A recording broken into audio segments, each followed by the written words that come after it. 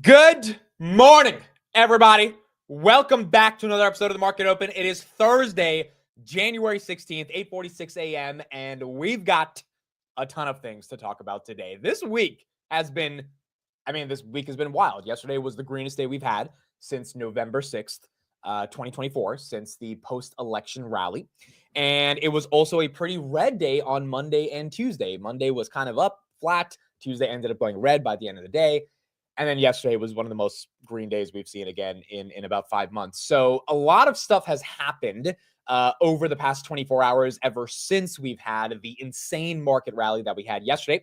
Why did we have a rally yesterday? CPI came in lower than expected, 2.9% on the headline, which was in line with expectations, and 3.2 versus 3.3 on the core. As a result, what happened yesterday, the S&P 500 was up 1.82%.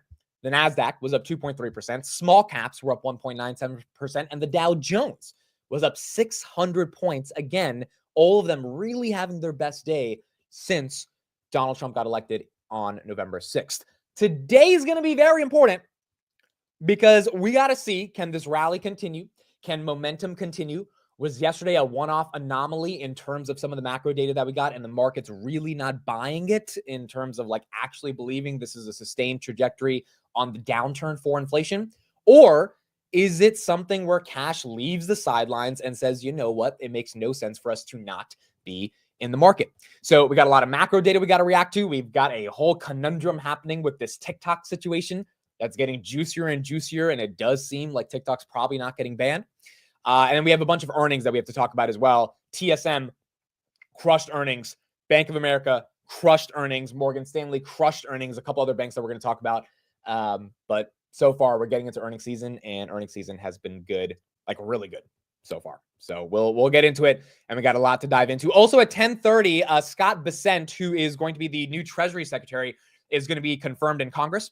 I do think watching some of that is going to be very important. This is the guy that's going to be basically determining, or at least having the influence over Trump on when do we do tariffs? How do we do tariffs? Which tariffs do we implement? How do we grow GDP? What mechanisms do we use to create tax cuts or tax bargains in order to grow GDP? Lots of actual decisions will be making by this guy. And so watching his confirmation in the Senate is going to be very important as well. All right. Good morning. Good morning. Good morning. Thank you, everybody, for being here. 30 and a wake up. Good morning from the Philippines. I love it. Good morning. Thank you for being here. Ruda, good morning. Jem, Dave, good morning. Nate, Tabor, Tess, what's up? Diggs, Erwin, Dylan, good morning. Thank you, everybody, for being here. I'm Beneficial. What's up? Cindy, Charles, Harvey, Hardeep, GE, XRP. Yes, well, we'll talk about XRP. Look, what are you going to say? XRP freaking $3.35 right now. I tried calling Steve in the morning, but he didn't pick up, probably because he's freaking drowning in his XRP profits right now. The reason why XRP is at 330 is because Brad Garlinghouse, the CEO, I'm forgetting the exact headline, but it's a pretty big headline for why it's up right now. Well, yesterday it was about the ETF inflows for like an XRP ETF. The other thing, the Eric Trump said he owns XRP. Oh, look who's calling. Look who's calling right now before I even get into it. Steve, good morning. Good morning. I missed your phone call. I didn't even see it come in because I keep my phone on silent at night. Oh, well, I was ironically just telling the audience that the reason you missed my phone call is because you were drowning in your XRP profits. So no, so I'm in a lot. I mean, as you are too, and a lot of people these days. I'm in way too many group texts with people all over the country, and my phone just goes off like all night and goes off at crazy hours in the morning. So I turn it on, put it on silent so I don't wake up 10 times in the middle of the night. I forgot to put it on ringer this morning. All right. Well, I got to get into the market open, so I just want to deliver this headline to you, and I'll deliver it to the rest of the audience, and then I'll get you out of here. But I don't know if you heard this. At 7:57 a.m., Donald Trump is open to creating an America First strategic reserve that prioritizes cryptocurrencies such as Solana and XRP. I did not hear that, but you could tell that was coming, considering he met with Brad Garlinghouse. Well, there you go. And anybody who talks to Brad Garlinghouse gets bullish on this whole thing. I agree. You all right, Steve. All right. Enjoy your breakfast. Talk to you later. All right. Later. Yeah, so that was the headline. XRP, the Trump's thinking of setting up a reserve and prioritizing cryptocurrencies. Now, Eric Trump, his son, yesterday also said he owns XRP. And then Dave Portnoy says that he's now long XRP. So all of what you needed to get XRP to have a pump is having a pump. And that's why XRP, as you guys can see right here, $3.31. I mean, look, I sold out of this thing at like $2.30. So congrats to whoever held on. I only had like $200, but still, XRP having an incredible day right now. All right, let's get into it. Good morning, Krupa. Good morning, Gurap. Good morning, Jasmine, Sway. Good morning, Surrey, Bug, Diggs, Monica, Justin. Thank you, everybody, for being here. Let's get into the market open. All right, let's start off with retail sales. So retail sales, that data just came out about 15 minutes before I went live. And it's actually a little confusing, but a little bullish, but a little not bullish. So retail sales for December comes in at 0.4% versus expectations of 0.6%, which is lower than expected. Actually kind of surprising because December is like the holiday month, right? Like you would imagine December is a massive month for retail sales, but that wasn't, it was a massive month, but I guess the expectations either were a little too high or maybe December disappointed just a little bit from 0.4 to 0.6. So that's the retail sales data. Then initial jobless claims, 217,000 versus 210,000. A slight beat in terms of the amount of jobs the amount of people that filed for unemployment. But it is a beat. And so essentially what you conclude from this, we have less sales in December than expected and more people filing for unemployment. Not amazing news for the consumer, but the market couldn't be interpreting it as, hey, that's good news because that means we have less spending, we have less jobs, which eases inflation. And if you ease inflation, that could get us closer to a rate cut. So technically, the market's actually not upset about this. You're not seeing the market be like, oh, 5% down, the consumer struggling, yada, yada. It's kind of bad news is good news. Target's down for a different reason. We'll talk about Target in a bit. But even Tesla down a little bit after having a monster day, up 8% yesterday. Nvidia's up 1.4%. Palantir's up 1.3%. Robinhood 4580 up 0.52%. Grab is up 2.24%. S&P's kind of muted reaction, 0.12%. So the S&P is not giving back the 2% it had yesterday. We'll see how the market opens at 9:30, but it's also not getting a ton of momentum. Maybe, look, I think this retail sales data is still pretty weak in the context of getting us a rate cut. We would need to see substantial retail sales data declining for the market or for JPL to be like, oh, people don't have jobs. They're not spending money. They're not spending money. That means we need to lower rates to stimulate the economy.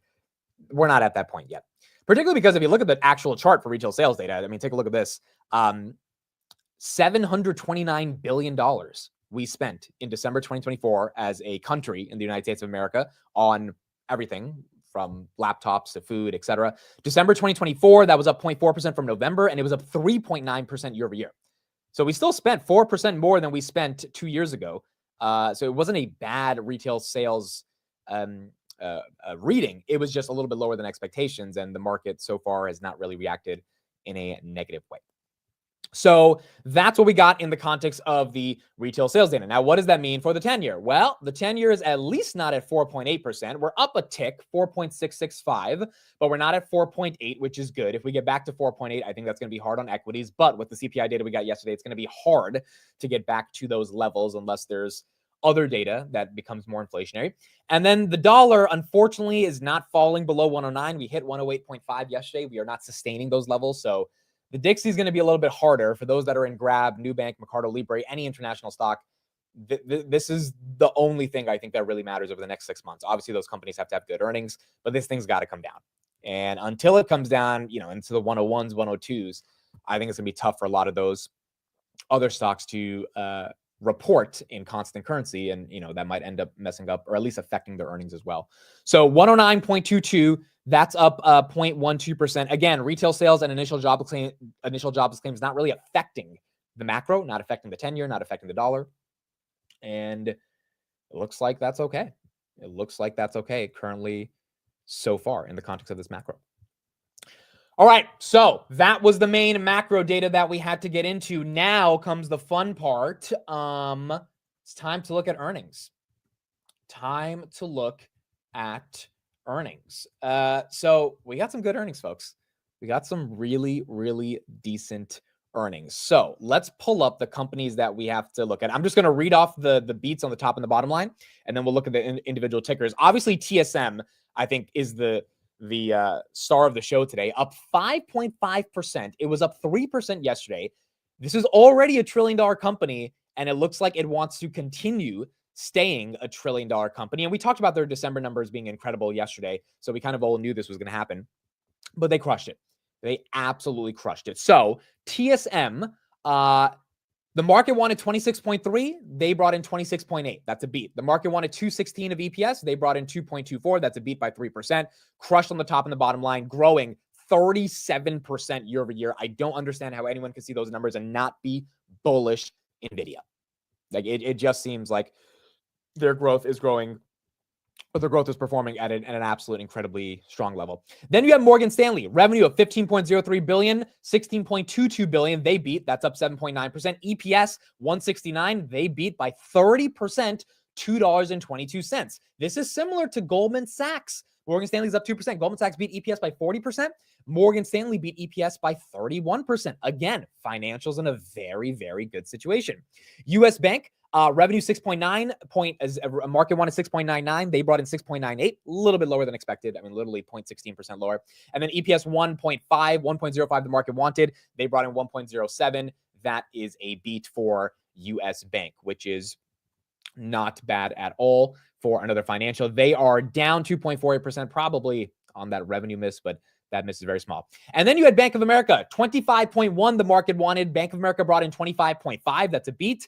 70 cents of EPS the market wanted. Bank of America brought in 82 cents. That's a beat. Bank of America is flat right now. Again, Bank of America, like JP Morgan, one of the better performing stocks in 2024. So they're going to have to really put up the numbers to continue to get momentum. But still, they were up 2.8% yesterday, and these earnings justify the momentum that they're getting from yesterday and overall from 2024.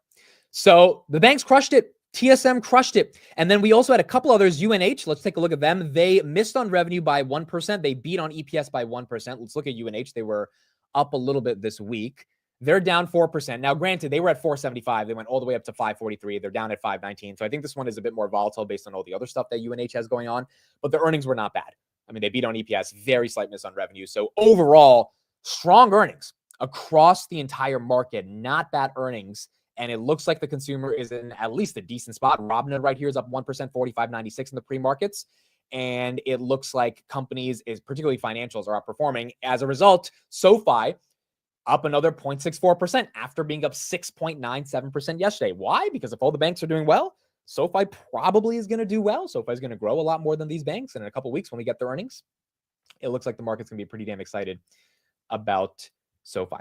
Symbiotic is up 20%. That's another company that had earnings. We were actually talking about this. We were talking about Serve Robotics, but Symbiotics is a bit of a different one. This one's up 21%. It was up 7% yesterday. I think this one was a target of a short report a couple of months ago, and they got hit pretty badly, but it looks like their earnings also were pretty strong. If they did have earnings today, I think they had earnings. Let me make sure. But they are up 20% currently right now. Oh, no, I don't think they had earnings today. AI-enabled, they're acquiring a company. AI-enabled Symbiotic company will acquire the advanced systems robotics business from Walmart for a total of $200 to $350 million. Wow. Huh. So they didn't have earnings today, but they bought Walmart's robotics business. That's pretty damn incredible. Did not expect that. Walmart deal. Interesting. So this is so funny because everyone's like, well, Walmart's just going to build their own humanoid robots. They wouldn't buy from Tesla. I'm like, dude, Walmart, Amazon. These companies are not in the business of making robots. There's a lot of tech that's involved. There's a lot of hardware. Like that's just not what they want to do. They are in the business of just licensing it and buying it from the companies that know how to do it. And the fact that they're selling off the robotics business to Symbiotic, which is a much smaller company than Walmart, also shows the momentum in the overall robotic space and the fact that a lot of the retailers just don't want to deal with that. They'd rather, license it from someone else, which makes sense. Again, that's not their core competency. That's not what they're supposed to be doing. Okay, so Target's down right now because Target actually gave a little bit of preliminary guidance. We'll pull up those numbers in a second, but that preliminary guidance was on the high end, but it wasn't as high as the street wanted. So they didn't report earnings until February, but they did release like December sales and retail data and all that stuff. And it was good. It wasn't great. It was good. It was way better than the Q3 massacre that they had when they basically said that, people aren't coming into the store anymore. So they increased traffic, they increased advertising, they increased the web traffic, they increased in-store traffic. but it wasn't as amazing as what the street wanted. So that's why that's down 3%. I think that's a little bit of an aggressive reaction. Target earnings overall, or the preliminary earnings, are pretty decent. However, Target's kind of in like a recovery mode ever since they fell from 170 back to 129. And yeah, they have the dividend, but it's going to take them some time to turn things around. So that's why that stock is down 3% right now. Okay, so that's what we got on earnings. Retail data is good. Earnings is good. Yes, we talked about the Grab BYD partnership last night. Is very bullish for Grab. But again, the big thing for Grab is that they got to get that dollar to come down. But overall, not only do they have a bank that's IPOing that Grab owns 16% of, but they are now partnering with BYD, having 50,000 vehicles. They acquired this company in Cambodia a couple weeks ago. I mean, like, Grab is just absolutely killing it on all cylinders. It's just a high dollar. Until that high dollar comes down, Grab probably stays below that $5 range. Let's talk about, well, SoFi's at 15.8. Okay, that's great. Let's talk about what was going to bring up? Let's talk about the Blue Origin stuff that happened last night, and then we'll get to TikTok. So SoFi right here. Wow, that's a big green candle. Either that's a wick and that goes back down, or that's legit. That's a nice 2% run on SoFi. Yeah, it doesn't look like a wick. It looks like it's sustaining itself, unless it just falls back immediately. I don't know what news came out on that, but someone knows something, and that's why SoFi just got a nice tick. Yeah, it's going up. Yeah, it's 15.85. Look at that. 15.87. Either they're having a delayed reaction from all the good bank earnings today, or people are buying up SoFi. That might be one of the reasons. We also got the data yesterday on SoFi that William Blair did not put an official price target, but they issued a note to their clients saying that, hey, they like SoFi. They think it can go to $26. And in a Super Bowl case, they think it can get to $35 in the next 12 months. So you've got almost, 100% upside, more than 100% upside on shares based on that William Blair note. It's weird because it wasn't a price target. It was just like a recommendation of how they're thinking of shares, which I guess they're not an official analyst, but they're kind of analyzing it. And that definitely was one of the highest street targets we got on SoFi in the entire street. SoFi announces $525 million securitization agreement closed in Q4 of 2024 with funds and accounts managed by PGIM Fixed Income. All right, there is the release. That's what's getting SoFi some love. Let's pull that up real quick, and then we'll talk about Blue Origin. It looks like that's what's moving this stock right now. SoFi and PGIM. This is good. That's not bad. $525 million securitization agreement signaling continued demand for personal loans. SoFi announces that they're announcing a $525 million personal loan securitization agreement closed in Q4 2024 with funds and accounts managed by PGIM Fixed Income, one of the largest global fixed income managers with $859 billion in AUM. The transaction follows a $350 million investment from PGIM in May of 2024. Interesting. It builds on the $3.9 billion in personal loan collateral SoFi sold or securitized to date by the end of Q3, illustrating the value of the company's leading personal loan business. PGIM Fixed Income head said, SoFi's personal loans represent an attractive investment opportunity for PGIM, and we're thrilled to deepen our relationship with the company. We continue to expand our platform as an asset-based finance lender and source investments that provide compelling risk-adjusted returns for our clients with partners who put our customers first. Noto said, the investor demand we see for SoFi's personal loan underscores the quality and strength of our lending business, which continues to contribute meaningfully to our durable growth. We are grateful for PGIM's longstanding partnership as we help more of our members get their money right. Bullish. This is a company that invested in SoFi. Now they're having a personal loan agreement with them. It also is showing me that personal loan originations are going up for SoFi, which they should be going up for SoFi. Makes a lot of sense as they're increasing members and as rates have come down, which Anthony Noto, really wanted rates to come down in the summer of 2024 when he did that interview saying that he would be pretty happy if a Republican administration won. And in general, the bank's doing well. You have a lot of macro tailwinds with the banks doing better. The market considering SoFi a bank, but also a little bit more than a bank. And then the signing of these agreements just creates what it seems to be a perfect earnings setup. I think the most important thing for SoFi is if they can reverse the trend. For the last 7 quarters, SoFi has gone up in the pre-market on earnings and then come right back down. And it was always a dip to buy, but it was still really annoying, right? Because the market couldn't just give them the benefit of the results that they brought up. This quarter might be different, dude. I feel like this quarter might be different.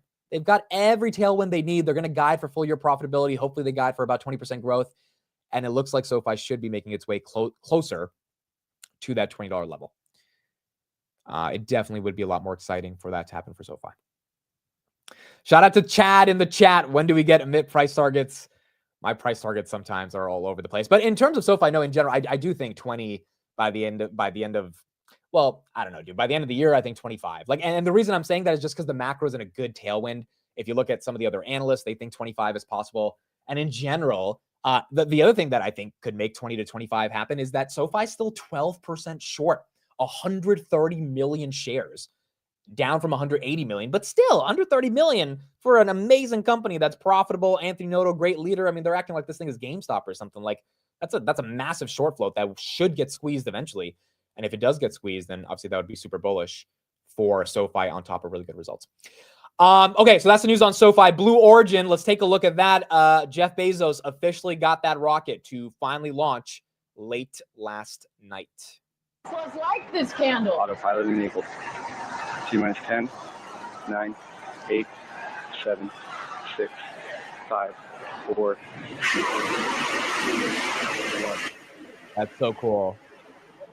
That is so cool. This is the first ever launch for Blue Origin, and it worked. All 7 engines at full thrust. Look at that, man. Pressures are good. Vehicles clear the tower. That is American innovation. 18 seconds into flight.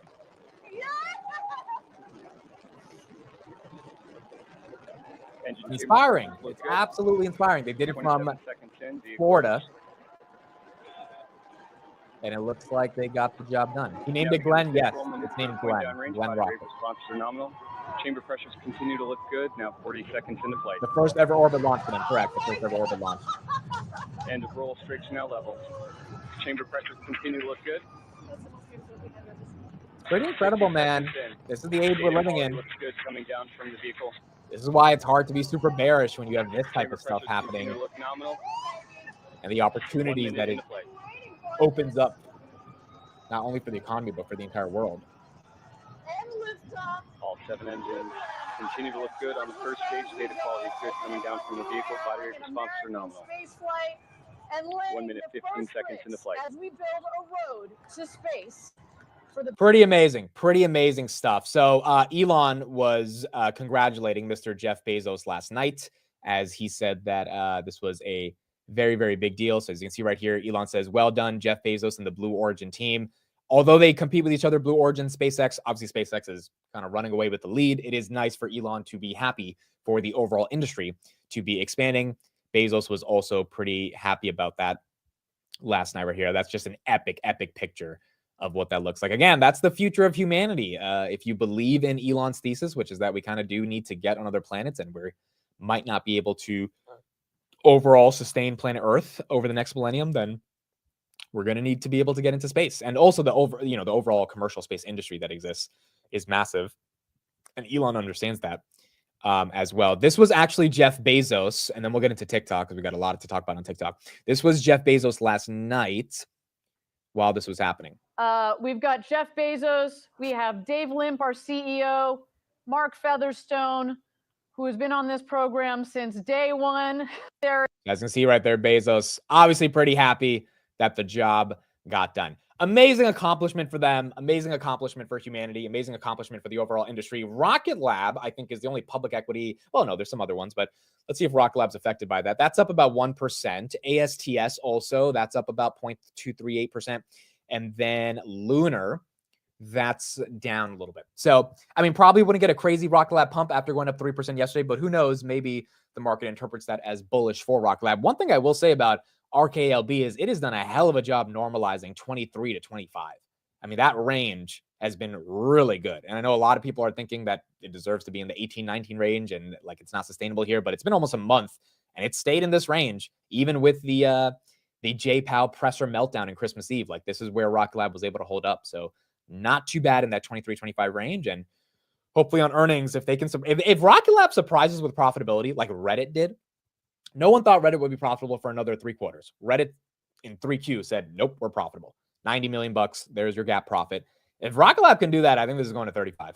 I think it's just going higher because they're not expected to be profitable until the basically end of 2025, 3Q 2025. So talk about October, November It's hard for them to get profitable. They're going to have to be really disciplined on cost cutting. But if they can get those extra 10 cents of GAAP net income, I think that would be exciting. We already know they're going to grow over 100% next quarter based on their guidance. So overall, not bad for the entire space industry, for SpaceX's TAM, Rocket Lab's TAM, Blue Origin's TAM, and for humanity as we continue to push the boundaries further. Michelle says, like, all Elon wanted was a space race, and we've been waiting for so long. Literally anyone else finally. Yeah, so Elon has been waiting for some competition, to be honest, and now we finally have some competition. SoFi right here up 2% on that $525 million loan securitized agreement deal that they launched this morning, literally 10 minutes ago. And then TSM right here up 5.66% on an amazing earnings. All right. Let's talk about Tiki Talk. Let's talk about Tiki freaking Talk.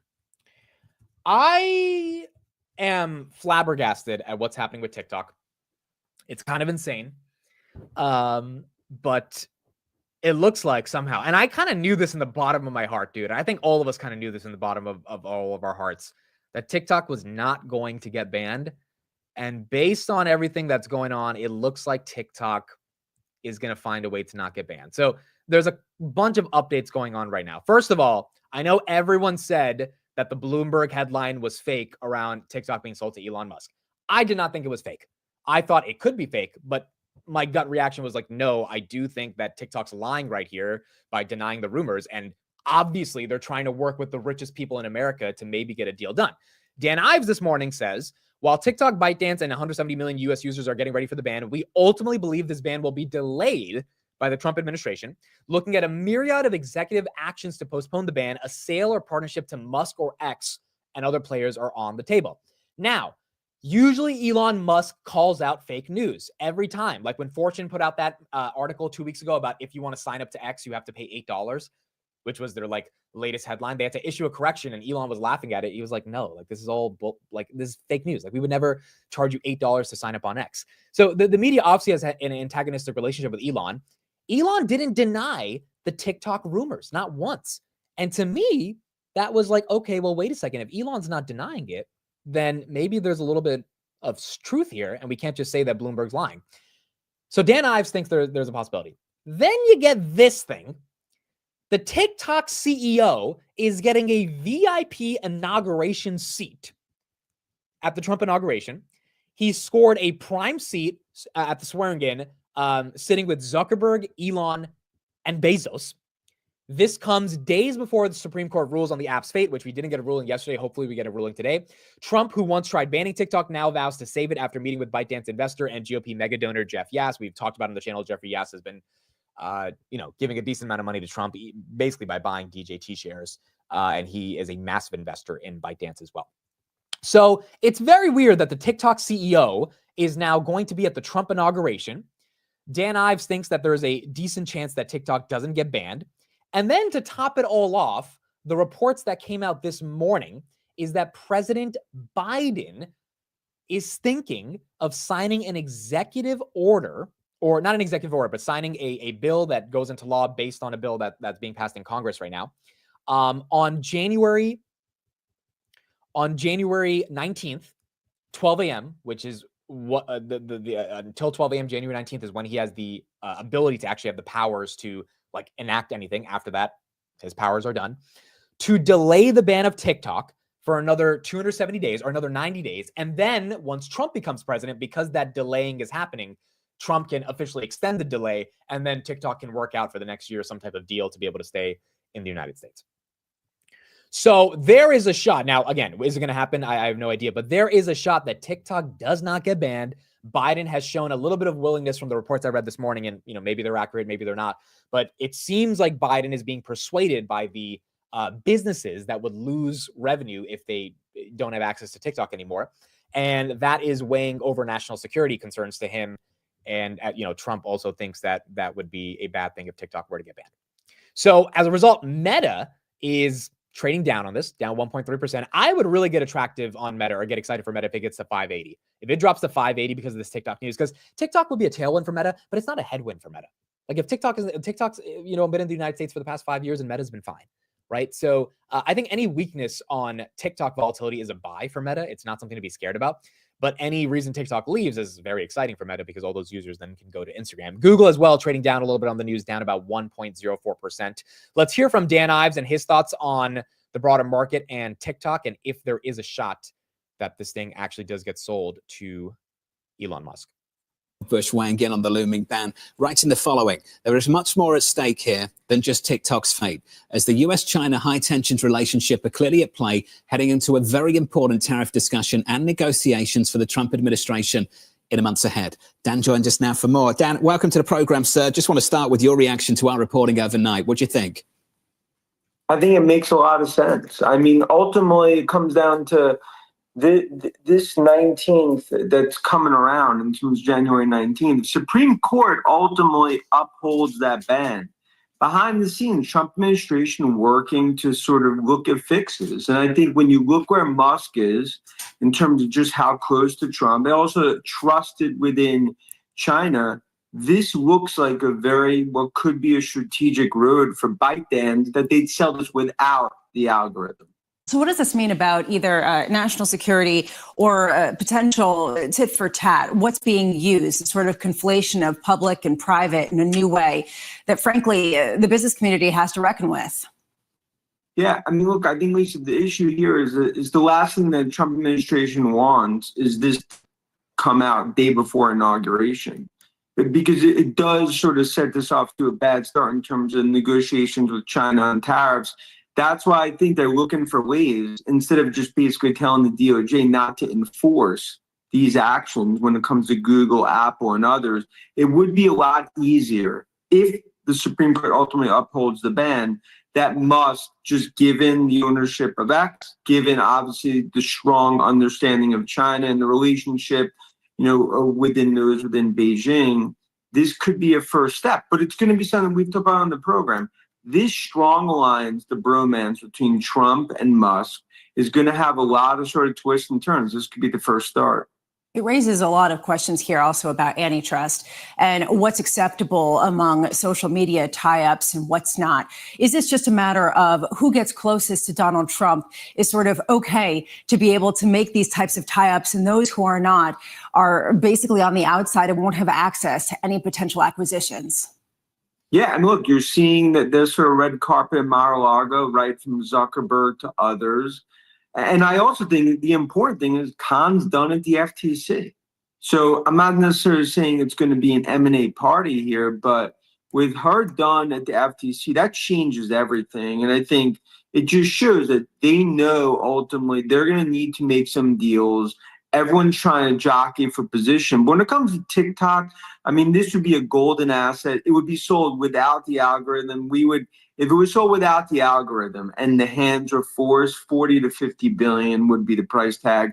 Musk would probably get outside money. You talk about Thiel, where's Larry Ellison involved? Obviously, meaning he would not have to sell Tesla. People are like, oh, he's gonna have to sell Tesla. No, dude, like to raise that money, he would get investors in 2 seconds because TikTok has 200 million users. Like, everyone wants access to TikTok as long as there's no CCP involved. So I don't think he would have to sell Tesla.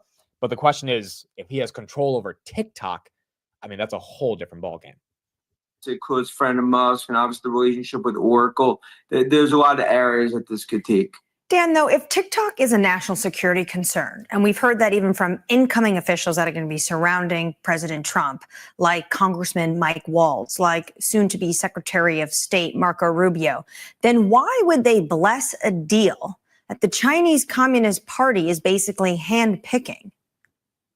Yeah, look, I mean, that's going to be some of the questions. The one thing I would say is, Trump, who obviously was for the ban, against the ban here, if it was under what you say, like an Oracle database and under some sort of, Musk ownership with oversight, it would have to be blessed, obviously within DC and the Beltway. But look, this is tricky. It's all a game of high stakes poker, but it all starts with TikTok. Supreme Court upholds that ban. They're going to look for ways behind the scenes. And I think that's why, Trump looks right to the right of him. It's Musk. And this could be a potentially viable option, even if it's a partnership. Dan, what do you guys think? Does TikTok get banned? Let's do a poll. What do you guys think? Does TikTok get banned? Dude, at this point, I don't know, man. I know a lot of people felt it was like 90-10 they would get banned. Now it's like, even if the Supreme Court doesn't give them an extension, do Biden and Trump kind of work together to keep them alive? I don't know. I also don't know why everyone's so, I mean, I get why people are obsessed with TikTok, because I have sympathy for the small businesses that are using it to get distribution. But like, national security is a thing, and like the CCP controlling our youth. And like, everyone's heard everything about TikTok, right? Like in China, you don't see videos of stupid dances. Like they feed them actual stuff that like helps their youth. In the United States, it's nonsense on TikTok. It's pure nonsense. And the algorithm is geared towards promoting that nonsense. So look, I'm not a fan of it. But if I had a small business doing like $20,000 a month because I was selling candles via my TikToks, I could understand. And I would be like, I don't care what their programming is to the kids. I'm selling my candles, and my candles need to be sold, and TikTok's my media distribution. So it is really nuanced. It's definitely not one or the other. But my point is, Congress already decided that they care more about national security over marketing. So I just don't know how this ends up going the wrong way, or ends up going a different way than what Congress already decided for. So I guess we'll see. We will see. 67% of you think no, it doesn't get banned. So you guys are skeptical on it. If it does, Sunday night, TikTok shuts off. So literally in 4 days, this drama has to play out. And then we have to get a perspective on where we think this is going to go. All right. For those that are just joining, thank you for being here. Again, the big headlines this morning: TSM crushing earnings. TSM doing incredible right now, up 6%, 6.22%. Massive earnings beat for them, growing 37% year over year. It shows that NVIDIA, Qualcomm, all the ASML players in the semiconductor space are probably going to do well going into Q4. As you can see, all the semis are green. I mean, look at this. Broadcom's up 3%. ASML's up 5%. AMD's up. Supermicro's up 3%. NVIDIA's up 1.6%. Intel up slightly. It's basically flat, but it is green. Micron's up 2%. Dell is up 1%. I mean, all the semis, ARM, Marvell, they're up 2%. Every semi is really benefiting from this TSM push. And we're seeing some really intense green just from TSM, showing that they have the numbers to be able to gain some momentum. Bank of America is not in trouble. Bank of America had a good earnings, in my opinion. It wasn't like a monster earnings, but it was a good earnings. They missed a little bit on revenue, beat on EPS. Again, Bank of America and JP Morgan, they are underperforming Goldman Sachs and Morgan Stanley because they had a really good 2024. Like a really good. I mean, both of them were up almost 35 to 40%, which doesn't happen for banks that often. So because of that, I think that's why they're, less volatile than some of the big names. But overall, very strong earnings and not showing any weakness in their numbers. Anduril, we have an update on Anduril. So Anduril has selected Columbus, Ohio as the location of Arsenal One, their first hyperscale manufacturing facility. They're investing nearly $1 billion of their own money and will bring more than 4,000 direct jobs to the largest single job creation project in Ohio history. Arsenal will redefine the scale and speed at which autonomous systems and weapons can be produced for the U.S. and its allies. This is a monumental step towards rebuilding America's defense industrial base, strengthening its warfighting capabilities, and enhancing deterrence. Bloomberg also reported this morning that Anduril is growing revenues at 100% year over year, and they just did $1 billion of revenue in 2024. So also Bloomberg reported that an IPO looks likely by 2026. And this would be the time to IPO, right? The market's hot. M&A IPOs are coming back, so you probably don't want to wait till like 2027, 2028. It looks like these next 2 years is a really strong window for IPOs to emerge. And Anduril is, on the list as one of those companies. Their last funding round was 15 billion, 15.3 Series F. And so I imagine they try to go public at 30 billion. They're probably going to get to like maybe 1.8 billion in revenue this year, maybe 2.7 by 2026. And that would be, I don't know if they're profitable. They're probably not profitable, but yeah, 25 to 30 billion on almost 3 billion in revenue, kind of, I guess. Again, the problem with them is their margins, right? Which aren't as good because they're a hardware company, but software is part of their mix, and that hopefully can get them to be a little bit more profitable than not. 2026, Jed, is what Bloomberg said for them to potentially go public. So would be very bullish if these guys can actually make it out. And obviously, they do a lot of work with Palantir as well. In terms of XRP, the main headline for why XRP is mooning is Trump is set to announce a crypto reserve on day one. And it looks like, based on reports we're seeing this morning, that crypto reserve is going to include assets such as Solana and XRP. So it might not just be a Bitcoin reserve. It might be an entire America. That's what it's being called. This is the press release right here. This is the report. The idea of an America first strategic reserve that would prioritize digital coins. That's why XRP is mooning right now, because the idea is that Trump would say, let's not just do Bitcoin, let's do all the coins that matter. And it would be a massive crypto tailwind, which is why a lot of people are getting pretty bullish going into 2025 once Trump officially gets in. By the way, speaking of Trump, this is the official headshot of Trump, which looks like a mugshot, to be honest. But this is, you know how you have a presidential portrait? And this is what we look at for like eternity for all these presidents. This is Trump. As you can see, he's not smiling, and it looks like he's on a redemption arc. It looks like he's going for revenge, but he did not smile here. He's kind of just like, I'm back. That's the vibe I'm getting from this one. I'm back. So there you go. We, in the next 3 days or 4 days, are going to get Trump back in office. Executive orders day one, and we're going to see how this plays out. All right, 3 minutes into the market open. Let's get an update from Fundstrat, not Tom Lee, but one of their other technicians. Get a couple of ideas of how they're thinking about the market, and then we will get into the market open in just 3 minutes. Let's talk about the stock market and the broader markets. Major last fall, we saw declines in healthcare. Just in the last month, we saw really 7 sectors lost more than 4%. So, the percentage of stocks right now above their 50-day moving average is down to about 25%. So it has been a very hard hit market in the last month. The one saving grace is that technology, to its credit, came back and actually has helped the broader indices remain afloat. So long-term trends actually remain in very good shape. It's more just near-term breadth deterioration, as well as I think sentiment has also gotten abnormally, pessimistic regarding the potential plans for, the president-elect's policies, which many of those we don't even really understand the extent to which that could be inflationary. And there's a lot of forces that go against happens. that. Yeah, what becomes law or is actually done. But it still seems like you're saying, look, the indices are holding up, even though if you lift up the hood, what's going on is not great when you look at the detail. You still like 6650 for the S&P though. Well, it's just January. That's my year-end target. I do think that's going to be hit. Interest rates have gone up for reasons I think that many don't understand. Some of those have to do with longer-term Treasury supply and the incoming Treasury Secretary's plans on potentially funding some of this debt in longer treasuries. Yeah. So these things aren't necessarily, we saw yesterday by the CPI data, that wasn't necessarily inflationary.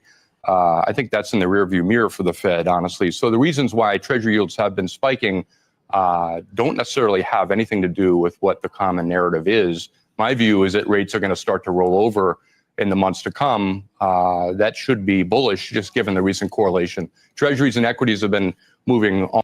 All right, here we go. Let's get into the market open. Folks, last night we discovered that the actual bell is now working on the market close. So no more soundboard bell. The bull market of yesterday brought the real bell back. It is Thursday, January 16th, 9:30 a.m. The stock market is now open.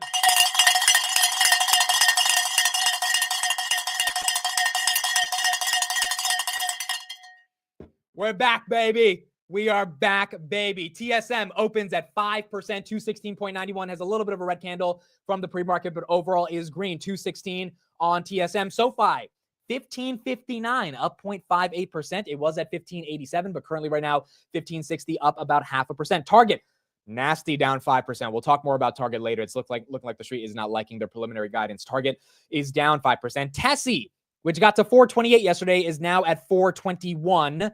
Tesla down about 1.5%. Super Microcomputer, 3.7%. That's up. Square's up 0.4%. Carvana, 1.78%. We'll talk about Nate Anderson from Hindenburg Research, which is shorting Carvana. That shop is shutting down. So we'll talk more about that in a bit. That news came out yesterday, but that's up 2%. Nvidia's up 1.18%. Wow, Palantir making a run for 69. Take a look at that. 68.85 on Palantir, up 1.5%, hit 69.44 in the pre-markets. There you go. Back to 69. Back to 69 on Palantir. Potentially trying to make its run back into the 70s, which would be very nice to see. It would be incredible strength by Palantir if we can get back into that $70 range, given we've been chilling out in the $62 range, $61 range, or really 64 to 65 for the past week. Robinhood 45.87. Wow, Robinhood's a champ. Robinhood's a freaking champ right here. Robinhood 45.84, just below 46. It was at 46.22 yesterday. If we can hold the 45s, that is incredible for a hoodie. That makes a lot of sense. Grab right here at 453. That's up 1.68%. AMD's at 120. Marathon's down. CleanSpark's down. Coinbase is down. So all the Bitcoin stocks are down besides Robinhood, which is why I like Robinhood, because it's an actual company outside of just being tethered to Bitcoin. Bitcoin right here is down from 100,000. It was nice to be at 100,000 yesterday, but 98,879. Yesterday, we finally got more Bitcoin ETF inflows, 750 million in ETF inflows. We lost about 1.2 billion over the past 3 days. So the ETF inflows did come back in yesterday, which was very bullish for Bitcoin. SoFi 1569, Target's still down 3%, recovering a little bit. We got Boeing that's up a little bit. JP Morgan's up a little bit. BlackRock's down. The Qs are up by 0.32%. ARK Innovation's at 5870. Whereas the S&P 500, the S&P 500 is at 593, not giving up its losses, not giving up its gains that it had yesterday, which is very nice. Derek Wall, thank you for the $66.66 super chat. Too early for that dumbass bell. It is so loud. Well, it wakes you up. It wakes you up. That's the point, Mr. Derek. It gets you up and gets you into action. You don't need any coffee when you've got the bell. Guys, I'm so happy the real bell is working. Like last night on the market close, I was like, guys, it's not going to work. And then I rang it and everyone was like, no, it's working. And I was like, holy shit, we are back, baby. I really think the CPI data and the bullish green we saw yesterday is what the bell needed to come back. And now we're back. Wow, Palantir, 69.27. 69.27. Are we going back to the 70s? And Hoodie at 46. Dude, 46 is resilient on Hood, or at least I should say 45 is resilient. Like, this is new price discovery. This is stuff that's hard to maintain. It goes all over the place, and Bitcoin's not even up. So the fact that Hood's busting through 46 without Bitcoin being up is pretty damn incredible. We do have some other stocks that are red. It's not like everything's green. TLT is red. Bond yields are up a little bit. Google's red. Snapchat's red. Snapchat's down 4% off TikTok, probably not getting banned. Micron's up a little bit. Joby's up 2.49%. Where is TSM? TSM is up 6%. They're not giving back any of the gains either. TSM doing incredible right here. S&P 500 still green. Bank of America just went green. They had a great earnings. Meta's red on the TikTok news. Rocket Lab's down 1.29%. Target's down 2.6%. Walgreens is up. Moderna is down. Oh, Quantum. Let's look at the spec names. Spec is down except for D-Wave up 2%. Rigetti's down 4%. IONQ's down 5%. Quantum Computing's up 3%. Kohler's up a little bit. Oklow's up a little bit. GameStop's red. AMC is red. Faraday Future's red. Big Bear is up. I think Big Bear got a new CEO today, and that's why they're up 8%. Archer's up 1%, and then SoundHound is up 3% as well. Symbiotic is acquiring Walmart's robotic business. That is correct. That's also really bullish, in my opinion, for the humanoid robotic companies. Sometimes the bear case I hear by a lot of people is that, oh, well, Amazon will build their own robots or Walmart will build their own robots. No, that's not happening. That's not happening. Walmart, Amazon are not in the business of building their own robots. They are going to buy robots. If Walmart can barely build a $300 million business in robotics that they're selling to Symbiotic, they're not building their own humanoid robotics. Like that's just, they don't have the technology, the infrastructure, the time, the energy, or the R&D capital allocation, because they're public companies that need to show a profit, that are willing to invest that much energy into it. So the fact that Symbiotic is actually buying Walmart's robotics business to me is bullish, definitely bullish for Symbiotic and bullish for the overall robotics TAM and for the companies that are actually trying to work on it and build it themselves. Robinhood's still holding 46, which is incredible. Maybe it wants to go to 46.50 today and then potentially 47, which would be very bullish. SoFi's going for 16. Wow, SoFi. Let me check resistance at 16. So SoFi had a new agreement today. SoFi had an agreement with PGMI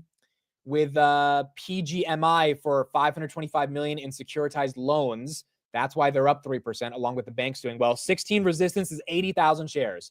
80,000 shares gets us over 16. I will be live for Scott Bessent's speech. We'll be watching that at 10:30. We'll be watching him, the Treasury Secretary, get confirmed by Congress. That'll be a very important one in terms of how he answers questions. And if Congress, actually kind of likes his proposals, which I'm sure the Democrats don't, but the Republicans probably will be a fan of it. So that one will be important. We're going to be watching that and see how he thinks about tariffs, the trade deficit, GDP growth, etc. Rocket Lab's up a little bit. Target's still down. AST's up about 1%. Wow, Hoodie, 46.12.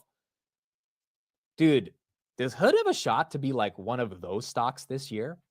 Like one of those stocks? I hesitate to say that because I still think Hood is tied to the market. And if the market not tanks, but like, so let's say the market just doesn't have as bullish of a year as last year, I don't know if Hood's going to be able to put up the growth that gets the street that excited. But you do have a lot of diversification. You do have 3 new events that they're having this year. You have a ton of momentum with the acquisitions, Trade PMR, Bitstamp, and also you have S&P inclusion. You have S&P inclusion that probably, I think, happens this year. I think Hood is the prime candidate to get the job done. S&P 500 just breaking 594, which is amazing. Maybe it's going to be Hood's year. SoFi 1598, again, 80,000 shares. 80,000 shares is what we need for 16. It looks like it's going to happen. 1 cent away. It looks like it's going to happen. We'll get to ring the bell on SoFi if we can make it happen. 1599.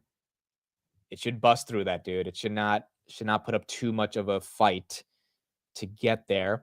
Microsoft's up a little bit. IWM's up a little bit. Amazon's down. Apple's down 0.5%. Goldman Sachs is up.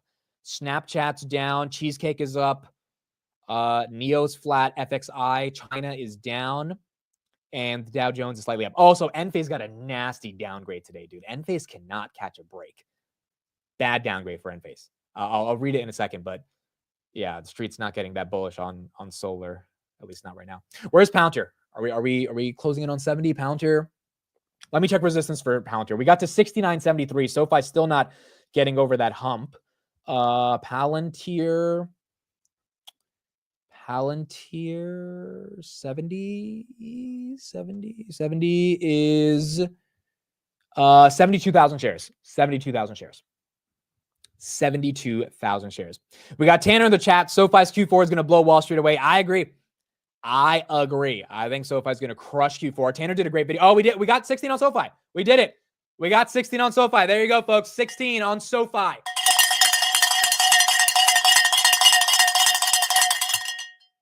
Boom, baby. Boom. Tanner did a great video yesterday breaking down SoFi's Q4 earnings. And so definitely recommend people watch that video because he is making a lot of convincing arguments for why SoFi probably has a very, very strong Q4. Dude, the bell is back, baby. The bell is officially back. That stupid soundboard Temu bell is gone. And now we can celebrate price targets and price momentum and benchmarks that we get on individual stocks. We are back, baby. Palantir 69.53. That's up 2%. Robinhood 46.11. It's not letting go of 46. TSM 221 up 7%. Holy crap. TSM just added. Let me do the math right here. They just added $70 billion of market cap today. Wow. Where is NVIDIA? NVIDIA 138. NVIDIA 1.3%. Imagine if it didn't work today, dude. If the bell didn't work today after working last night on the market close, I would have gone crazy, bro. I would have actually gone crazy. It's time for it to be back. Yeah, SoFi spreads. Let me check the options on SoFi. Let's see where the options are on SoFi. Oh, yeah, baby. We're up. We're up. We're not up as much as we were at the ultimate top when SoFi was like at 1650. But we are up, baby. We are taking 3,000 and we're turning it into 50. We're turning it into 50. We're doing it. SoFi's got to get 20 by January 2026 for that to happen, and we're doing it. And I know a lot of you, honestly, dude, instead of selling puts at 1350, I should have bought the dip on SoFi. Like, oh, 16. There you go. Now breaking well above 16. Like at 1350, I sold puts, which is good premium, but like, I don't know, 1350 probably would have made more sense to buy shares. Like, because 12 or 11 is a joke for the growth they're going to put up. So like if it did dip into the 12s, that's an easy DCA. But for those that did buy shares at 13, congrats. I mean, look, we can get back there, sure, if any macro volatility, but with the banks, that's one thing I forgot to think about when SoFi dipped. It's like the banks we knew the banks were going to crush. And so any volatility on SoFi, which is a bank growing faster than the other banks, would probably get a macro tailwind if the bank's doing well. And that's what's happening right now. So Congratulations to those who bought the dip. Absolutely incredible. Any Micron news? No Micron news yet. It's up mainly because of the Jensen pump from CES and also from the semiconductor sector doing well with TSM, but no specific Micron news. Wow, hoodie 4630. New 52-week high. Oh my. Oh my. Hoodie growing up in front of our eyes. Does this thing have a 5 handle on it? Are we talking about a $50 stock soon? Wow. And at $50, I don't think the valuation is crazy. At $50, the company would be worth $44 billion with $5 billion in cash, growing at over 80%, with probably guiding, hopefully, for 30% growth in this year. I mean, if Hood can grow 30% this year after comping against 2024, it's GG. It's like, yeah, like it's over. Like, I'm kind of skeptical if we can actually grow 30%. But if we do, it's a game changer. Like, for example, we did 618 million in Q1. We would have to do, to grow 30%, we would have to do 803 million in Q1. We're going to do over 930 million in Q4, but you know, Q4 was really good. If we do 800 million in Q1 and we grow 30%, yeah, like that's going to be big. But we got to see. We got to see if we can get there. We got to see. Again, the broader market is going to be volatile. Bitcoin's going to be volatile. So those are things that we have to keep measured with all the excitement around Hood. All right, Tesla's taking it on the chin. That's down 2.4%. Again, you guys told me holding Tesla was volatile, but goodness gracious, this is emotional. It was at 428 yesterday, 418. It was at 380 on Monday, 390 on Tuesday. I mean, this thing runs up and down and up and down. It's so narrative driven. It's almost like you can't even be happy when it goes up because you know, like, it might not really stay there. And if it goes down, it might not stay there for long either. But Tesla getting hit right now. Oh, Palantir, 8 cents away from 69. Did we hit 69? Oh, no, we already hit 69. We hit 69 early. But still, maybe we can make a way back there to 69. Derek says, grow some balls. Oh, my God, dude. I need to buy more Tesla, bro. 10 shares is not cutting it. Like, 10 shares is not cutting it. But I bought it. I only bought 10 shares at 390 because I was like, this thing is definitely going to 380. And let me not fucking just YOLO in at 390. But now it hasn't gone below where I bought it at. 391. Let me tell you my average. 391.64. It hasn't gone below 391.64. And if it doesn't, then I don't know. I guess we're going to have to buy it higher. We will have to see. Oh, yeah, 11 shares. I have the one physical share. No. So my actual average, hold on. Derek got me a share at 183. So 183 plus this divided by 11. My actual average is 372. My actual average is 372. It's not 390. So that one share at 180 is bringing the average down.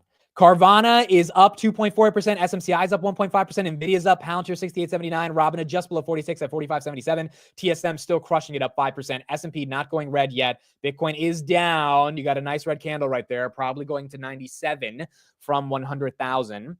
Bank of America is now down. Google's down. Meta's down. Honestly, it's kind of a flat market, which is what we expected, right? Like yesterday was such a massive day. We should be giving back some gains. Rocket Lab down 2%. It's healthy to give back some of the gains.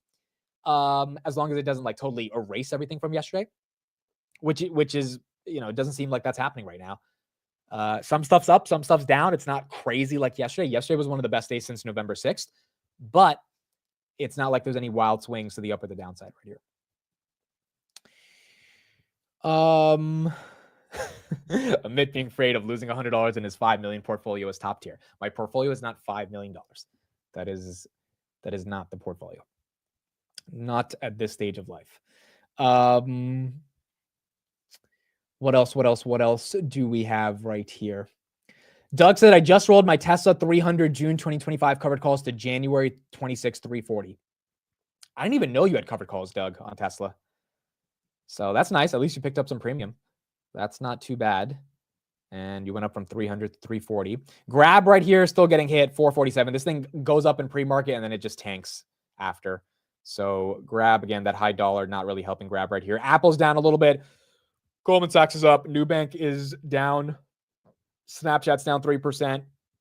And then Palantir holding 68.50. Wow. So Palantir and SoFi are green. S&P's green. TSM's green. And kind of everything else is red. Robinhood just going red, 45.55. Makes sense. If we can even hold 45, I would be ecstatic. over the next couple days. Like over the next month, dude, if we can hold 45, I'd be happy. But going into earnings, obviously, Robinhood is going to have a strong earnings. And so that could either be priced in or that could be a catalyst. Bitcoin getting a real tank, 97.8 up from 90, down from 99.2 this morning. So Bitcoin definitely getting hit.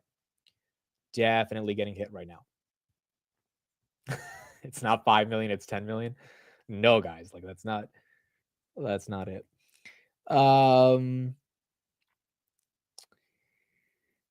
If we post higher Palantir today, but we'll still be below, this will be the first 3-day red candle streak since January 14th, 2021. Wonder if it's going to pop to the 85.90 range or run back down to 60.65. I think 85.90 on Palantir on the technicals, although it's possible, I don't think that's happening, dude. I think now it's about earnings growth.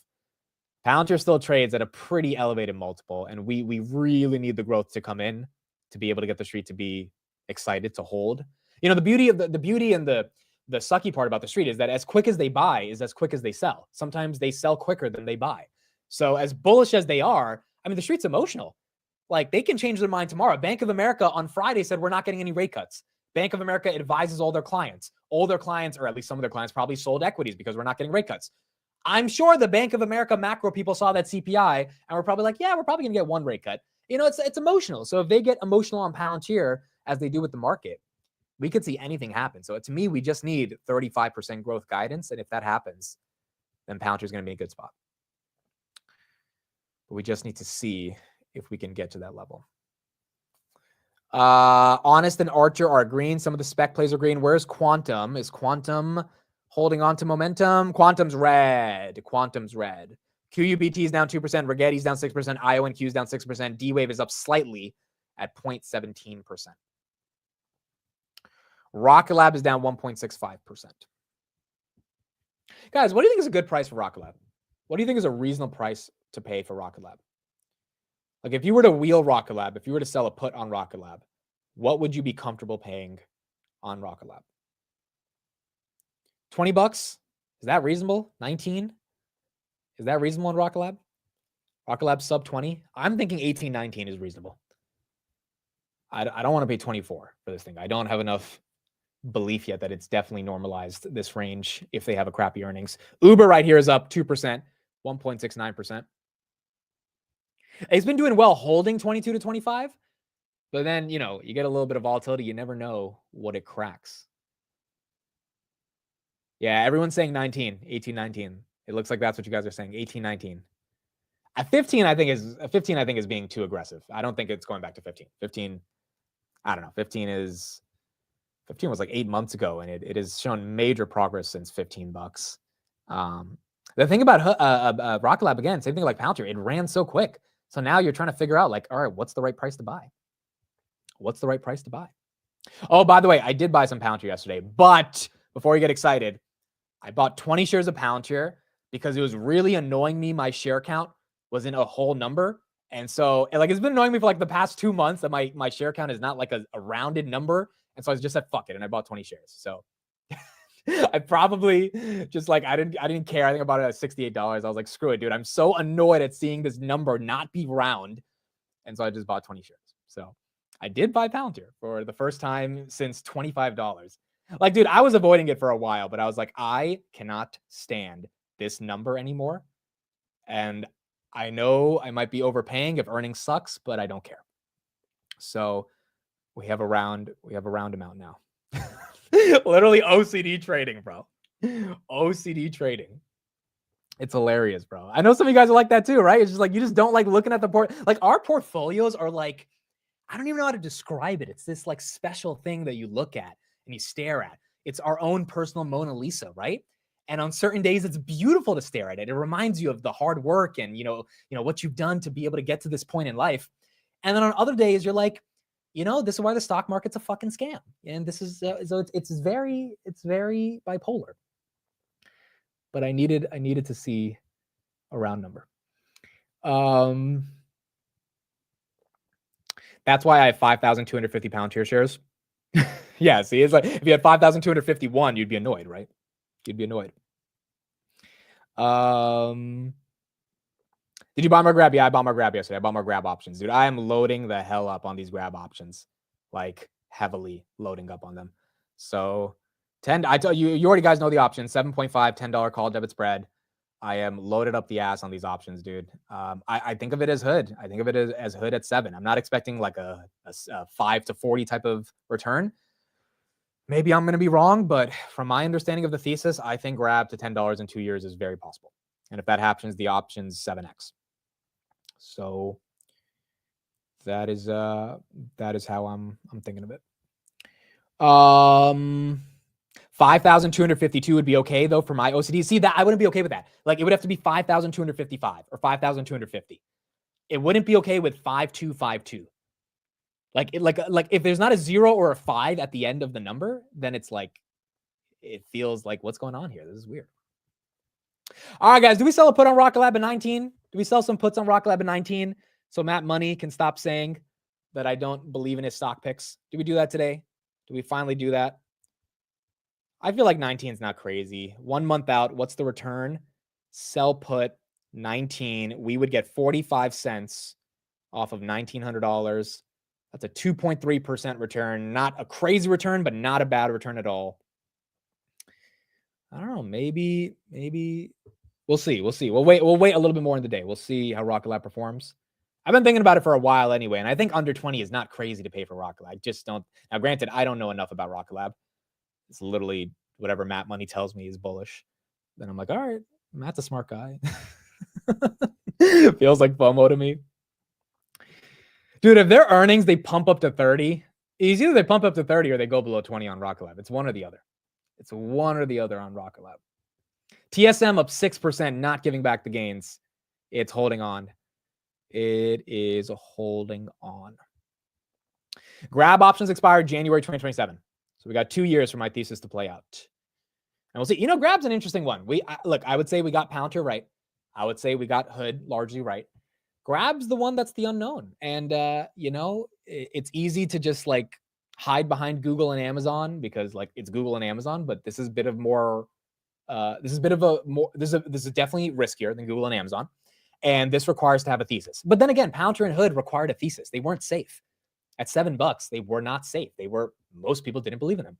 Grab is different. It's not like there's this massive bearish community on Grab. That's not the case. There's not like all these people complaining about GameStop or Black Box Consulting or whatever. Really, it's just like currency headwinds. And then can they grow to be what the market thinks they can grow to be, which in November, the market had them at 570. So the market was really excited about their growth. And so I think all of this decline, this decline to me is psychological, right? Because the stock was profitable, free cash flow, EBITDA margins, everything was amazing. I mean, there was universal just praise for Q3. Stock pumps up to 570. It's up 70% for the year. And then it tanks 25%. Why? Nothing happened about the company. There's only been good tailwinds. It's been macro. So this is the sort of emotional stuff. Same thing with Robinhood. Robinhood in Q3, when I bought the dip in 2023, it tanked to $7 from $12 because they had to pay a regulatory fine and they missed profitability because they had to pay $90 million to the SEC. If they had not had to pay them $90 million, they would have been profitable. Can you psychologically withstand the emotional irrationality of the algorithms in the stock market during those moments of despair and buy and believe in your thesis? I think that's the fun part about getting bullish on a name and really, developing a heavy position in it. And so we'll see if that pays off for Grab, but that's the latest one on this list. Look at Matt Money. Look at Matt Money doing his thing, pumping. If you think Rocket Lab is stopping at a $12.5 billion market cap, you don't understand Rocket Lab. See, every time Matt says this shit, now granted, Matt Money got in at $5, so I got to keep that in mind. But no, he's right, dude. He's absolutely right. The long-term thesis on Rocket Lab makes sense. I'm just thinking about entry and exit points. I'm not denying the long-term thesis. My question is just where does this thing go in the short term to actually get an entry point? Why buy Grab now? U.S. momentum investors would rather wait till the breakout in volume. It could pop or it could hang around here for months. No one knows. Buy when it breaks out. Well, the thing is, Eric, it's a good point, but I did buy when it broke out, right? Like it broke out really realistically from 350 to 570. If that's not a breakout, I don't know what a breakout is. 350 to 570 in the course of 5 months. And the chart, if you look at Grab's chart, again, this chart is consolidated over 2 years. I mean, look at this thing.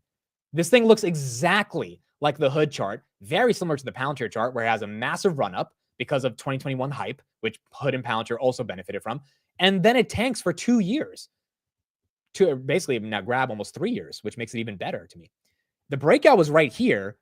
The problem is the dollar went up. If the dollar wasn't up, I think grab would still be in that breakout phase. So my reason for buying is because I think they're going to increase EBITDA by about 100 million. And that guidance, when you do the math, puts grab at almost $1 billion of EBITDA by 2026, along with the fact that they are now profitable and their free cash flow is trending very nicely up and to the right. So that's my logic on it, but really I think the broader macro is going to determine what happens with grab. 69.47 on Palantir. I think we're going for 70. Let me check the resistance here. Palantir at 70 is 67,000 shares. 67,000 shares, which is not bad. Not bad at all for Palantir. Fool's Gold, thank you for the 99.99 super chat. Matt Money knows, just buy. Dude, you guys are going to peer pressure me into buying this damn Rocket Lab, bro. Erwin bought another 100 shares, or 50 shares. I talked to Erwin over the weekend. Erwin, good friend of mine as well. And he's super bullish Rocket Lab. He got in at like $6-7. Thank you, Fool's Gold. I appreciate it. Thank you so much for the $100 super chat. That's a lot of money. I appreciate it. But you guys are pressuring me for this Rocket Lab. Dude, all of you guys like Rocket Lab too, bro. All of you guys like it. All of you got Rocket Lab to the Mars. June loves Rocket Lab. Melanie loves Rocket Lab. Goodness gracious, bro. Do I just buy it for the chat? Do we just buy it for the chat? Do we just is that what we do? Do we peer pressure the buy? 25.33 up 2%. Palantir 60.90. I feel like I'm gonna buy it and it's just gonna tank, bro. I'm gonna buy it and it's gonna be down 7%. Everyone's gonna be like, why the fuck did you buy it? I feel like that's gonna happen. Robin at 45.80, SoFi 15.99, Palantir 69.87, and then Uber 68.05. See, here's the thing, bro. If I buy it, I'm gonna want to make it a real position. I'm gonna want to actually establish a position, and I feel like I just need to know more. Like, I don't even know what the fuck Neutron is, bro. like is Neutron's first name Jimmy? You know what I'm saying? Like, what's going on here? What's going on here? That's what I'm talking about. Like, what's going on here? What is this thing? Just don't know. I just don't fully know. I hope you guys like that one. That was off the dome, bro. That was off the dome. SoFi 15.94, Rocket Lab 25.18, Uber 67.88, Palantir 69.62, SoFi 15.93. Heavy on the avocado. Thank you for the $20 super chat. Hood baby, Hood. Hood baby is right. Hood, just an incredible performance, dude. Just going slightly red right here, 55.56. But incredible performance by Hoodie. What else do we have? Big Bear AI is up 15%. In about 30 minutes, we'll have what's his name? We'll have Scott Bessent performing 13% on Big Bear AI. It looks like, I think there's a new CEO. Let me confirm with that, but it looks like that's the case. Scott Bessent will be very important to see how he thinks about tariffs and all that stuff. So we'll get an update from him soon. Do you have SoFi? Yes, I have SoFi. I have SoFi options. And we're holding on to SoFi. Amit, do you think the 10-year is top? Let's take a look at the 10-year. We haven't checked it in about 20 minutes. And because we're all stock market junkies, we need to be checking it every second. 4.674. 4.674 on SoFi. Or not SoFi, dude, on the 10-year. Dude, if SoFi was $4.67, which it was at one point, that's when I bought my initial options a while ago in 2023. But 4.674 on SoFi, that's the yield that we have right now. It's down from 4.9, which is good. Or it's down from 4.8, which is good. My sister is not in SoFi. I sold those options for her a while ago. She made like 12 grand on those. Sold those options for her. And so she did pretty well on those. I think we sold it in December. We didn't even sell it in January. So probably when SoFi was like, I don't know, 13, 14 in December. That's when we sold it.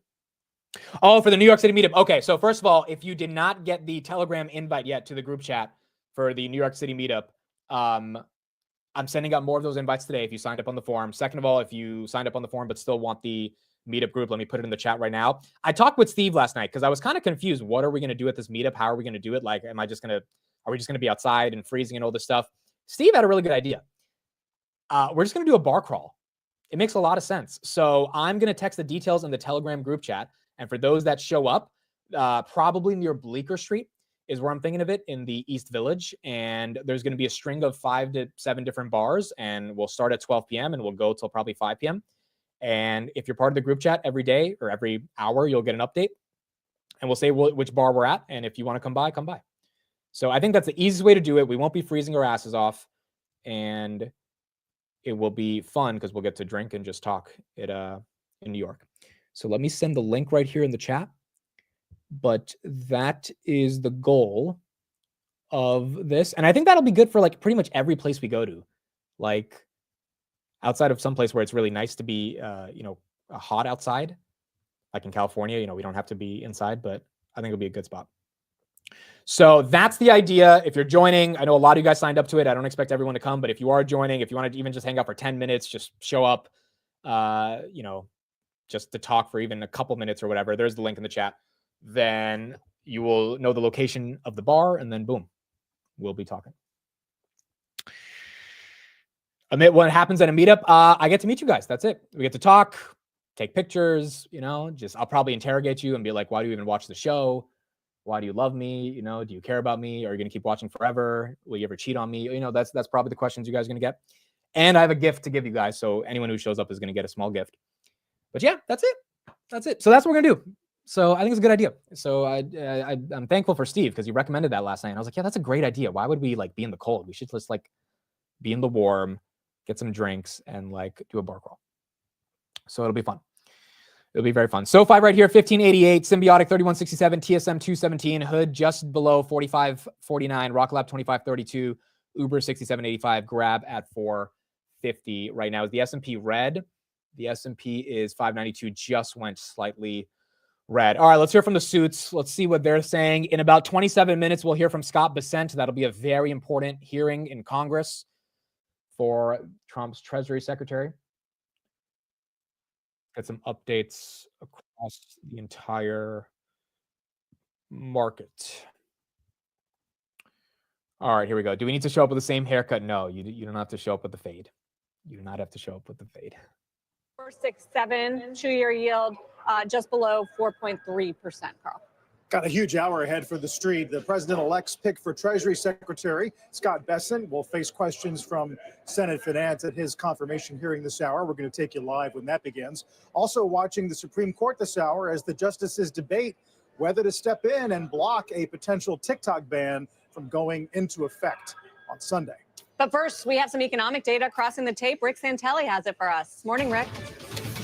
Good morning, Sarah. Yes, our November read on business inventories. Of course, this is a fourth quarter number. We want to pay attention to the widgets to see if it adds or subtracts to GDP. We're expecting up 0.1, exactly what we received, up 0.1%. In the rearview mirror, up 0.1 last month now becomes 0. So not much going on to add to GDP there, but there is an interesting stat. This is the 11th month, of course, being November read, and 10 out of the 11 months have been positive. You look at last year, 9 out of the 12 were negative. So we've had a much better inventory backdrop in 2024 than we did in the previous year. Interest rates, well, as we sit, 4.29 and a 2 years up 2, 4.67 and a 10 is up 2. Parallel shift on the yield curve. And that's not all. We have more data on housing. National Association Home Builders Housing Market Sentiment Index is coming out. And for that, we head east to Diana Olick. Diana? Well, Rick, homebuilder sentiment in January rose 1 point to 47 on the NAHB index. That's good. We're getting some more home builders feeling comfortable to build homes, which is not bad. 1 point is not a lot, but at least it's better than before. Is Palantir at 70? Are we back at 70? Palantir, are we there? Hold on. Robinhood's at 45.71. Palantir, wow, 70. Whoa. Market wants some Palantir today. Not everything's up. It's not an everything rally. Oh my. Oh my, oh my, oh my. I don't think there's any news, guys, outside of the Boundless Discovery news that we had yesterday of that new partnership with a startup. There's nothing that I've seen. Let me see if I missed something this morning. Palantir, any upgrades? Palantir up 3%. No, nothing. I mean, we had Shyam Sankar on Ben Shapiro. We'll watch a couple clips of that, but outside of that, It doesn't seem like anything crazy. There you go. There you go on 70. Not bad. Thomas, thank you for the gifted membership. Appreciate you, Thomas. Thank you for that membership. Okay, so we'll finish up the home builder thing real quick, and then we'll get to Shyam and see what he had to say yesterday on Shapiro. The street was actually looking for a 1-point decline. So it's an improvement, but anything below 50 is still considered negative. The index stood at 44 in January of last year. Now, the builders cited optimism for an improved regulatory environment and economic growth, but also concern over how building material tariffs and costs and a larger government deficit would put upward pressure on inflation and mortgage rates. Of the index's 3 components, current sales conditions rose 3 points to 51, buyer traffic rose 2 points to 33, and sales expectations in the next 6 months fell 6 points to 60, in part due to the elevated interest rate environment. NAHB chief economist Rob Dietz wrote, while ongoing but slower easing from the Federal Reserve should help financing for private builders currently squeezed out of some local markets, builders report cancellations are climbing as a direct result of mortgage rates rising back up near 7%. Regionally, sentiment is highest in. All right, so home builder sentiment going up, which is not too bad.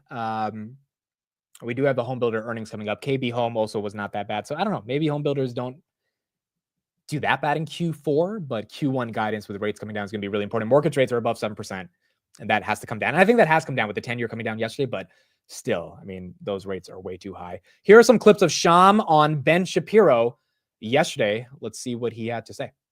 Resources for our military from many countries that actually are our geopolitical opponents. Yeah, I think reindustrializing the nation is it's a complete clarion call. If you look at the amount of weapons that we have on hand to fight China, it's roughly war games put it at 8 days. It should be closer to 800 days. And I think one of the things that we lost as a consequence of winning the Cold War, we got confused that the stockpile was going to be the deterrent. It's not the stockpile.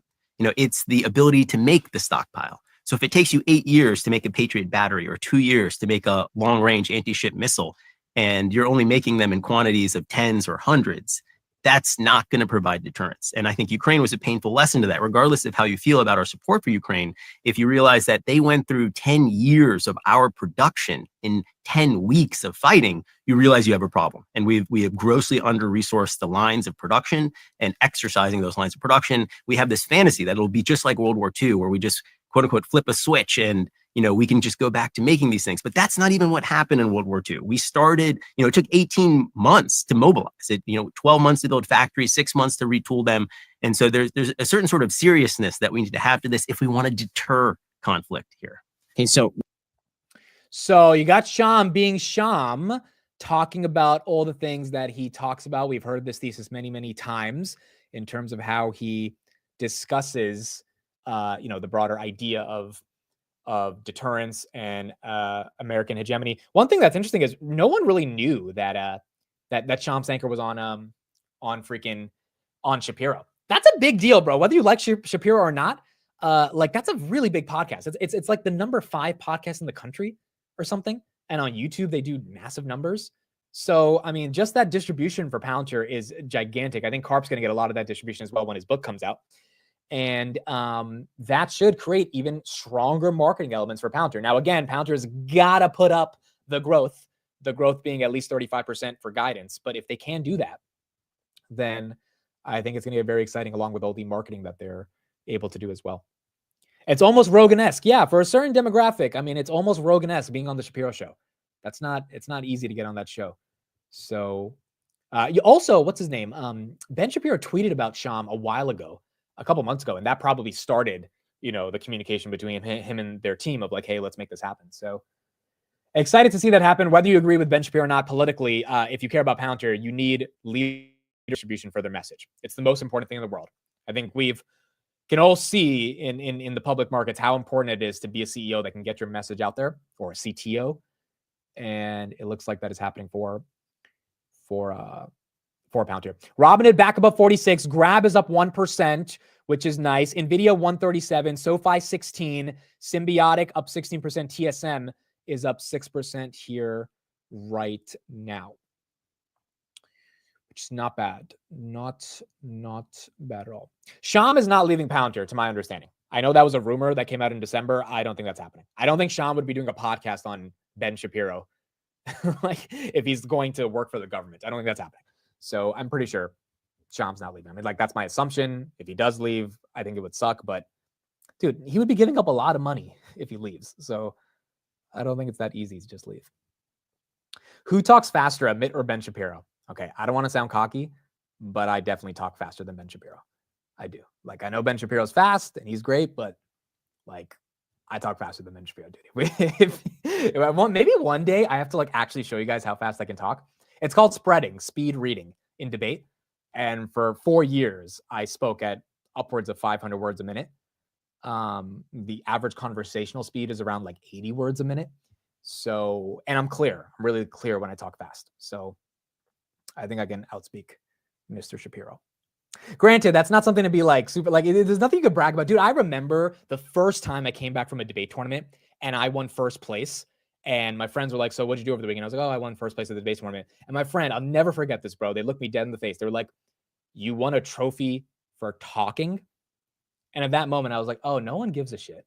Like, it's like, no one cares. It's like, no one freaking cares. So there's not, you don't get a cookie for talking fast. But I don't know. Sometimes it sounds cool if you need to get through a bunch of different things. XRP right here, 326.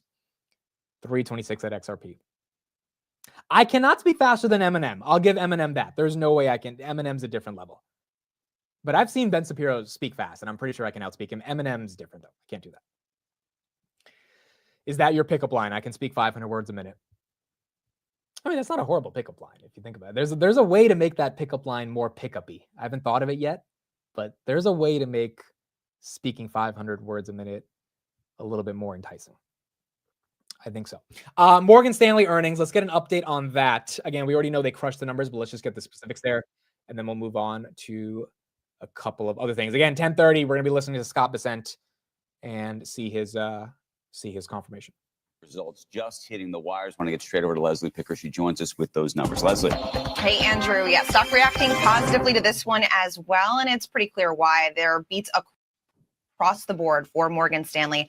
A top line beat and a bottom line beat coming in for revenue for the quarter, 16.2 billion compared to analyst estimates of 15 billion, and EPS was $2.22 per share, and analysts were expecting $1.70 per share. There are three lines of businesses, or three main lines of businesses, each beating expectations as well. Institutional securities, which houses investment banking and sales and trading, well above analyst expectations, coming in at $7.3 billion. Investment banking fees were... Oh, guys, we got a Fed. We got a Fed president. Hold on. We got Governor Waller. Let's get to Governor Waller. That's important. We know Morgan Stanley's numbers. They were strong. They beat. Governor Waller is live. Let's see if he can give us some sweet, sweet, dovish words. What the Fed will do next and when it comes to rates. Joining us now for CNBC Exclusive is Federal Reserve Governor Chris Waller. Governor Waller, welcome to the show. Good to see you. Hi, Sarah. Good to see you. Thanks for having me on. Well, it's good. It's good time for you to be here because we're in the middle of this raft of economic data. We had really strong jobs last week, sort of more benign inflation report and CPI yesterday, and then some mixed data today around retail sales and jobless claims. I'm just curious how you're interpreting it all and what kind of picture it's painting for you. Yeah, the inflation data that we got yesterday was very good. It's the sixth month out of the last 8 where we think core PCE inflation will come in below 0.2, which is getting very close to what our 2% inflation target would be in terms of core. So the inflation news is good. We had a couple of bumpy months there in September and October, but it looks like it's getting back to trend. We'll have to wait and see whether this continues. I believe it will be. We'll see some base effects come out, but last year we got a shock with inflation in January and February. They kind of put us back in terms of our progress for cutting rates. I'm hoping that doesn't happen again, so that if we continue getting numbers like this, it's reasonable to think that possibly rate cuts could happen. There we go, baby. There we go. That's some bullish Fed talk. Let's hear that again. Even though he said if 2 times, he says the data should get us to those rate cuts. It's back in terms of our progress for cutting rates. I'm hoping that doesn't happen again, so that if we continue getting numbers like this, it's reasonable to think that possibly rate cuts could happen in the first half of the year.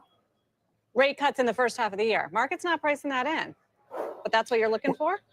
Well, I'm saying it depends if, and always the big word if the inflation data continues to come in like it has been. If we don't, if we get a surprise like we did last year, then we're going to have to stay on hold until we get inflation coming back down. But I'm optimistic that this disinflationary trend will continue, and we'll get back closer to 2% a little quicker than maybe others are thinking. But that's my view. Why? What do you think is keeping it sort of stubbornly high? Seeing shelter prices still up there, food prices are still rising a bit. I'm just curious what you're watching that gives you confidence that you'll get to 2% sooner. Well, like I said, 6 of the last 8 months, we're running close to, not too far off a target. And I think there's no reason to expect that will reverse or change. So looking at the 12-month year-over-year numbers, it doesn't look like we made a lot of progress on inflation. But like I said, if you go over the last 6 to 8 months, in core PC inflation has been coming down, and I think that will continue. Now, we had a big shock last year at the beginning of the year. There's some concerns there might be another one of these beginning of the year kind of price shocks. I'm hoping that doesn't happen. So if it doesn't happen and we continue to get through a couple of good months of data, then the base effects will kick out from last January and February, and we'll see some further progress on inflation going into the second quarter of this year. So based on that, if inflation's down, the labor market stays solid, then you could start thinking about restarting rate cuts later in several months from now.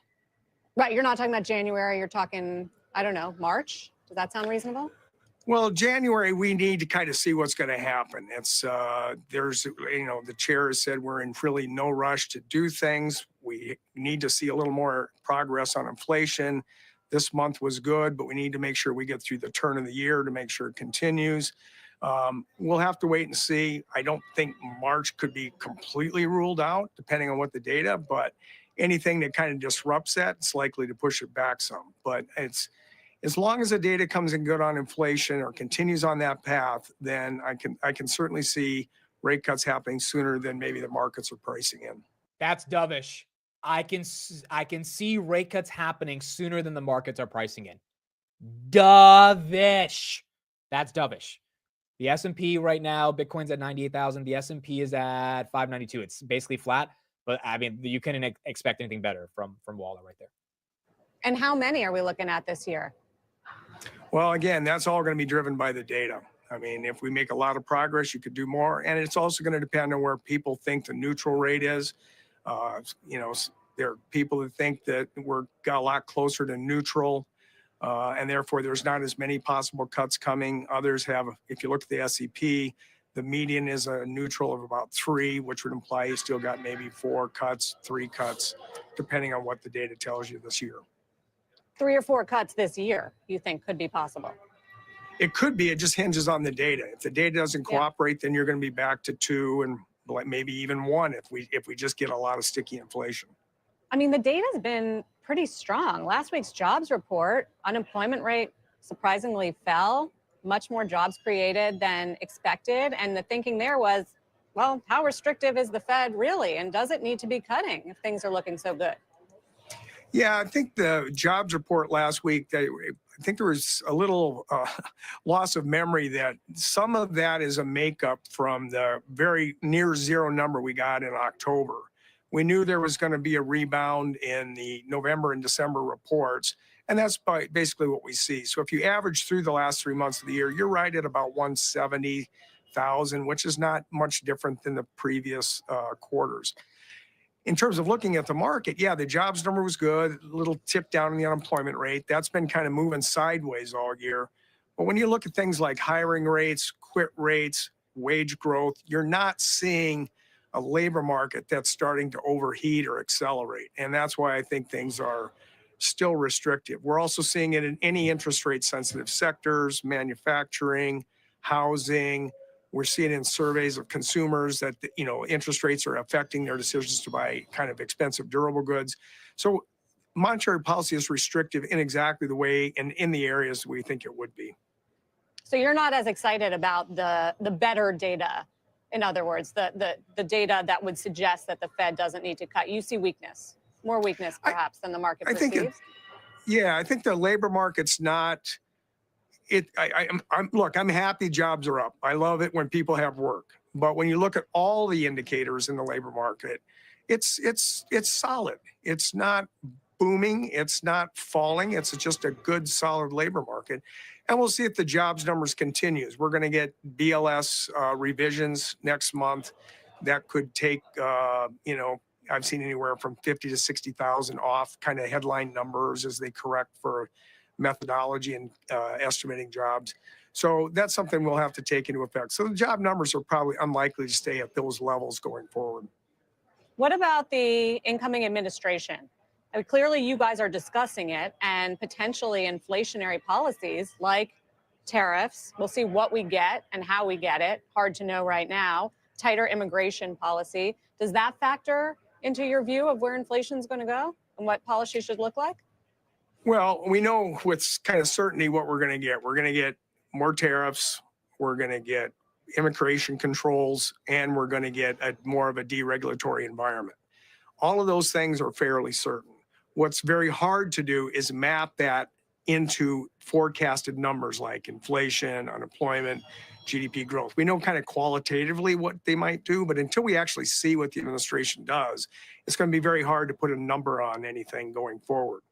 I mentioned last week, based on kind of what I have heard and expected, I don't think tariffs are going to have a significant impact or persistent effect on inflation, but we'll just have to wait and see what actually happens.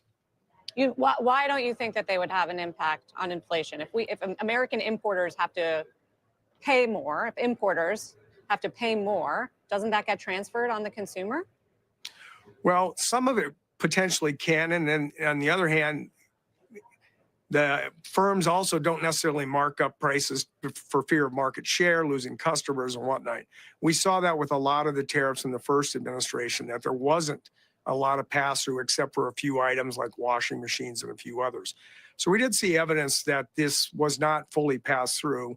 And I think that's why most of the street estimates, I was up in New York on Monday asking questions about this, and most of the street estimates are it's going to have some marginal effect and short-lived effect on prices, because if it happens, it's typically a level effect. It's not persistent inflation.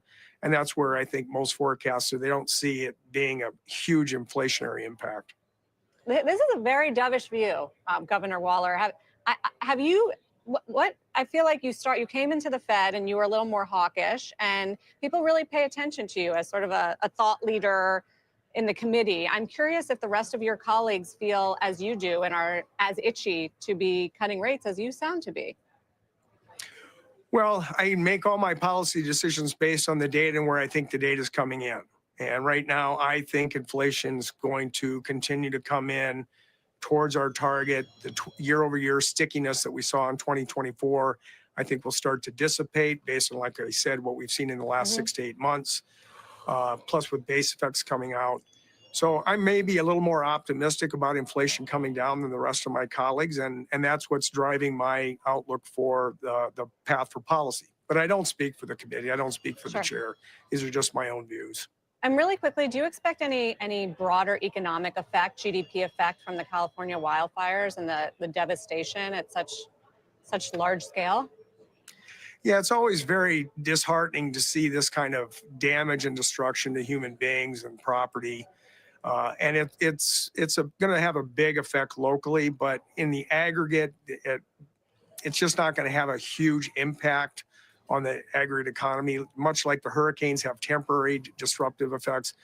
But you have to, again, these are things we typically look through because we know they're not long lasting. Governor Waller, thank you very much for the time today. Really appreciate it. Thank you, Sarah. Thanks for having me on. I appreciate it. Yeah, it's good to see you. Chris Waller, Fed. Wow.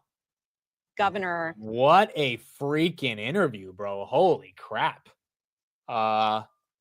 Bullish. I mean, like, I don't think we could have got anything better from Chris Waller on that. By the way, guys, SoFi X has launched 2X long SoFi, SOFX. So it's already up 3% today. Again, these are instruments, I think, to trade, not necessarily to go long on. Definitely can get very risky. They're very volatile. But if you are super bullish SoFi, SOFX is giving you the opportunity to go extra long SoFi. So that is officially out today. I'm sure plenty of people will be selling puts and calls on this thing once options are available. But that is out today. Hood at 45.73, Grabs at 451, Nvidia 137, SoFi 1592. Look, I mean, what else could Waller have said? He said he thinks inflation's coming down. He thinks the market's getting it wrong, essentially. He didn't literally say it, but he basically said the market's getting it wrong in terms of their timing of rate cuts. You know, Bank of America saying no rate cuts. Some of these guys pricing it out till October. He thinks it's pretty reasonable to happen in the first half of the year, as long as the inflation data trends downward. We know shelter is coming down. We know automotive prices are coming down. Chris did a great job talking about that over the past couple of days. Energy is probably going up because of all the issues with Russia. But besides that, and energy was 40% of the increase in CPI yesterday, not shelter, which was a change from the past 3 months. Besides energy, if we can get inflation to not be as sticky, I mean, we're going to be in a good spot. We're going to be in a decent spot.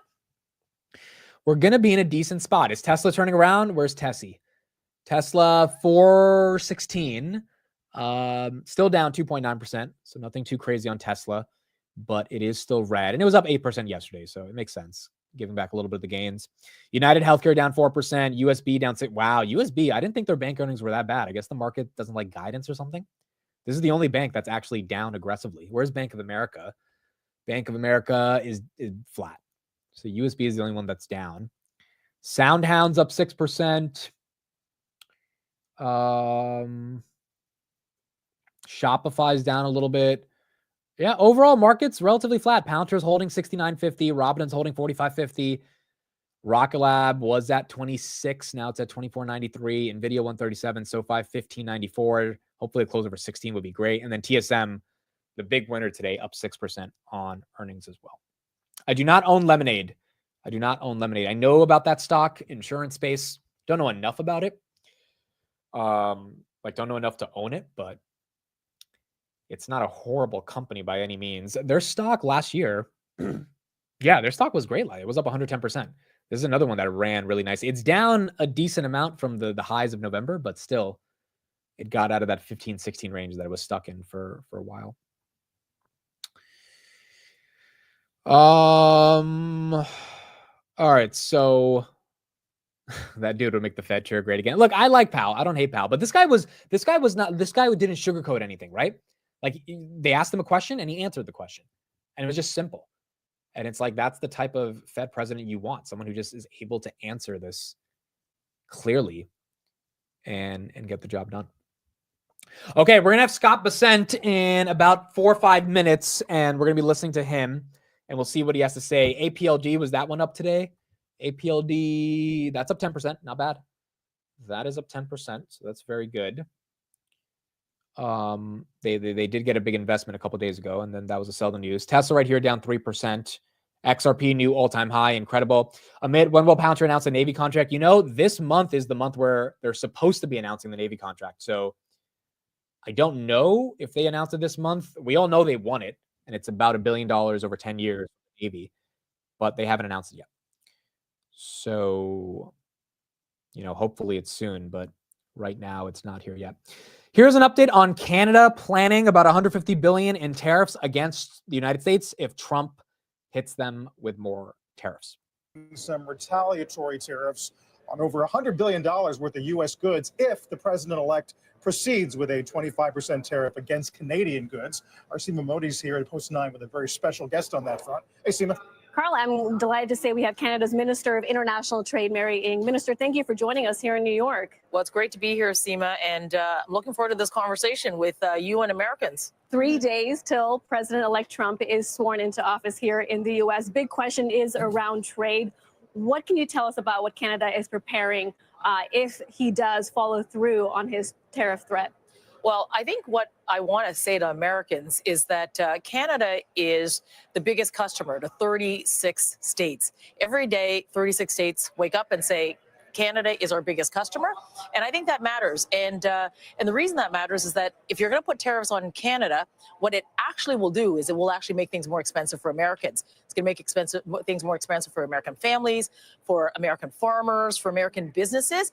And if you look at how much trade we do, that's going to really matter, and it's going to matter a lot to Americans. Well, the cost of business also goes up if Canada retaliates. Are you expecting dollar-to-dollar retaliation, and what's on your list of U.S. goods that could face tariffs from Canada? Well, everything is going to be on the table. What we have been working on is to make the point to Americans that as your biggest customer, and when we sell 70% of our goods to the USA, you can pretty much be sure that if you're buying something in a supermarket, any of that good, think about a candy bar. There's probably some Canadian in there. So if you're paying $4 today, you might be paying $5 tomorrow. So it really is about the cost to Americans, what it means to American business. What do you guys think? Is she right? Is she right, or is she just playing face to try to get some leverage here? Or does she have a point that Canada tariffs would be retaliatory? Is what it means to American families. You don't want it to be more expensive. So I would say to the Americans, and I would also say to the president, these Trumps don't make good sense for Americans. So why do them? Is Canada ready to use energy as leverage in this trade negotiation? The thought of an export tax on the Canadian oil and natural gas that comes into the U.S., which would be costly to Americans. Well, you make a really good point about energy, and there's a lot that's been said about a trade deficit with Canada. But you know what? We sell a lot to America. That is true. We sell energy to America. But if you take away the energy that we sell to America, there's actually a trade surplus. So, in fact, Americans do better in their trade with Canada. And if you take energy out, it is a trade surplus. But I don't actually think Americans want us to not be selling electricity, oil, and gas to America because, I'm here in New York. The lights on Broadway, lots of it is Canadian electricity. One way to get around the tariffs is you could merge with the U.S. and become the 51st state, as the president-elect has suggested. What do you make of that? Well, let me put it this way. That isn't going to happen. And I'm more interested in talking to Americans, to the 50 states here, and to say that, look, tariffs are going to be really, really hurtful to American businesses, to American families, to American farmers. And I want Americans to think about those tariffs and just how not good they are for the American economy. You're speaking on a day where the U.S. Chamber of Commerce has a speech out, and I'll read just a piece. Market tariffs, blanket tariffs, would worsen the cost of living crisis. Retaliation by our trading partners will hit our farmers. The bottom line is this: tariffs are a tax paid by Americans. Are you coordinating with the U.S. Chamber? Well, I'm glad the U.S. Chamber has come out to say that, because that is actually the fact. I mean, when you put tariffs on, they actually impact directly Americans. So I'm glad that the American Chamber is also saying that. But I would also say this. I think we have a very unique opportunity right now for Canada and the United States to build an even stronger economy, a stronger North American economy by working together. I think we've got a once-in-a-lifetime opportunity to do that today, and that's where we should be going. Let's not talk about these tariffs. Let's not do these tariffs. They hurt American families. They hurt American communities. Let's do something together, which is let's build together. As we see Scott Bessent arriving there for his confirmation hearing, which we'll be taking live. Speaking of the incoming administration, though, there are many who believe that President-elect Trump simply says these things as a negotiating tactic. What do you think the administration, the incoming administration, and led in part by Scott Bessent at Treasury, if he gets confirmed, really wants from you guys? Well, I think that what we know to be true is that Canada is the biggest customer. The United States does really well trading with Canada. I think in the time that we will have done this interview, to give you an order of magnitude, we will have done $20 million in trade in the few short minutes that I have been sitting here between Canada and the United States. And what we should be talking about is how we build a really strong economy. But if there's a desire for a negotiation on the part of this incoming administration, do you have a sense as to what their ask might be, or what you might be willing to meet them on if there's an area of agreement and or contention? Well, one of the areas that the president talked to Prime Minister about and to our administration about is, working together collaboratively on the border. And we are doing that. We're doing that together. We've now got a strike force going on between Canada and the United States. A secure border is a good and a safe border is good for America. It's good for Canada. We're really looking forward to working with the United States on that. And I think that what we're also trying to do is to build more together, to innovate more together. And the competition is not Canada. What we need to do is we need to do business together to be strong and competitive globally. If you think about it, 70% of what we send down here to the United States is from Canada. So you're making the made in America includes Canada. And when you make it, you have finished goods. And you don't want to be less competitive. You want to be more competitive. And if you're going to put a tax on that 70% of inputs that come in from Canada, it's just not good for Canadian. It's not good. What? It's going to hurt Canada, but it certainly is going to, to hurt Americans. It's a balancing act, isn't it? Because depending on how aggressive Canada is, it could also be economically damaging to your country, which if you look at the latest economic data, GDP is slowing and your party now faces a re-election. That also, I'm sure, is being factored in. Of course, as the Canadian Trade Minister, I must always look at Canada's economy and what's good for the Canadian people. But this relationship is the envy of the world. This economic trade relationship, I mean, people always say, what is the $1 million question here between Canada and U.S.? It's not the $1 million question. It's the $1 trillion question. That's what we do together. And Americans benefit when we keep doing this together. But as I said, tariffs hurt American families. They hurt American communities, and I think that that should be the focus. Let me ask you this: are you already in talks with other countries, learning to figure out how you can diversify your trade partners if this does, in fact, end into a trade? If we enter into some type of trade conflict between the United States and Canada? Well, I've always had the mandate as Canada's trade minister to diversify. Canada is enviable in that we have, through our own trade agreements, access to almost 70% of the world's economy. I've got trade agreements in the Asia Pacific through the CPTPP, so countries like Japan, Singapore, Australia, New Zealand. I've just negotiated an agreement with the fourth most populous country in the world, in Indonesia. I've got a trade agreement with the Europeans. So Canada does trade everywhere around the world. I do trade missions, and I bring hundreds and hundreds of Canadian businesses to the United States markets, but also to those other markets. So I would say Canada has the skills and the talent in people. We've got the resources. It's really great for us to be doing work with America, but absolutely, we also need to be, pursuing opportunities around the world, and we are. We should remind viewers, this is not the first go-around we've had on this front. 2018 was an experience for both countries.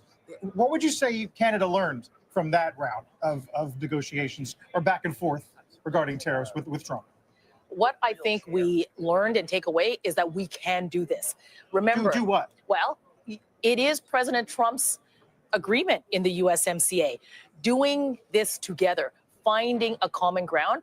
And I think that's where we should be focusing our energy, finding a common ground to build a strong North American economy, something that is already the envy of the world and can be even more. But the learning from that is that we can indeed do it. If we are committed to doing it, we will do it. And I think that for American interests as well as for Canadian interests, that's where our focus should be. If we see a change in government, we know. All right, so we're about to get into Scott Bessent. Palantir is running at this $70 range. It's liking the 70s here today, 70.19. Not sure the catalyst other than people just buying in, right? People buying the dip. Or I guess there wasn't really a dip over the past couple days, but I guess momentum, getting excited. Now Palantir is green in a market where not everything is green like it was yesterday. So we are seeing a bit more selective green here today. But Palantir, after basically 2 weeks, back above $70. Not bad. Not bad at all. The reason Apple's down is I just read a headline that Apple's sales in December are not going to be good. Looks like it's down 4% year over year. Or Apple loses smartphone sales crown and China drops to third in 2024. That's probably the headlines that's taking Apple down right now. But outside of that, Palantir is doing well. Palantir, yeah, Apple down 2%. Yeah, that headline really hurting Apple right there. Palantir up 2.8%, $70.10. All right, let's get to Bessent. And let's see if he's live. I think they're just starting. And again, this is the guy who's going to be responsible for tariffs, trade deficits, all this stuff. So very important to see how he thinks about the economy. Secretary heads the agency charged with supporting economic growth, representing U.S. interests before foreign nations and global financial markets and organizations, managing the federal treasury and overseeing financial institutions, to name just a few of the responsibilities. Past successful Treasury secretaries have understood business and financial markets, as well as foreign policy and national security, budgets, and regulation. They have worked collaboratively with Congress to enact the president's priorities. Additionally, they have been forthright and communicative.